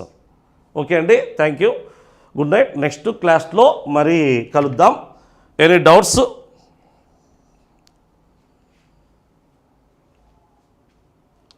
మీరు కోర్సును పర్చేజ్ చేయాలనుకుంటే డైరెక్ట్గా క్విక్ రిజివన్ 360 degreesలోకి వెళ్ళి అక్కడ మీకు ఆప్షన్లో బాక్స్లో క్లిక్ బటన్లో వెళ్ళొచ్చు. లేకుంటే డైరెక్ట్గా యాప్లో నంబర్ ఉంటుంది, ఫోన్ చేసి యాప్ ఎలా కొనాలో కూడా తెలుసుకోవచ్చు. ఓకే అండి, thank you very much, good night.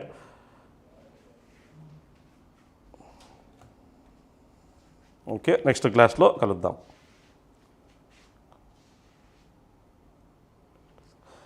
కోర్సులో భాగంగా టెస్ట్ సిరీస్లు ఉంటాయా? టెస్ట్ సిరీస్లు కూడా దాదాపుగా ఇవి టెస్ట్ సిరీస్ లాంటివే. ఆ టెస్ట్ సిరీస్లు కూడా ప్లాన్ చేస్తాం. Okay, thank you, good night అండి. నెక్స్ట్ క్లాస్లో కలుద్దాం.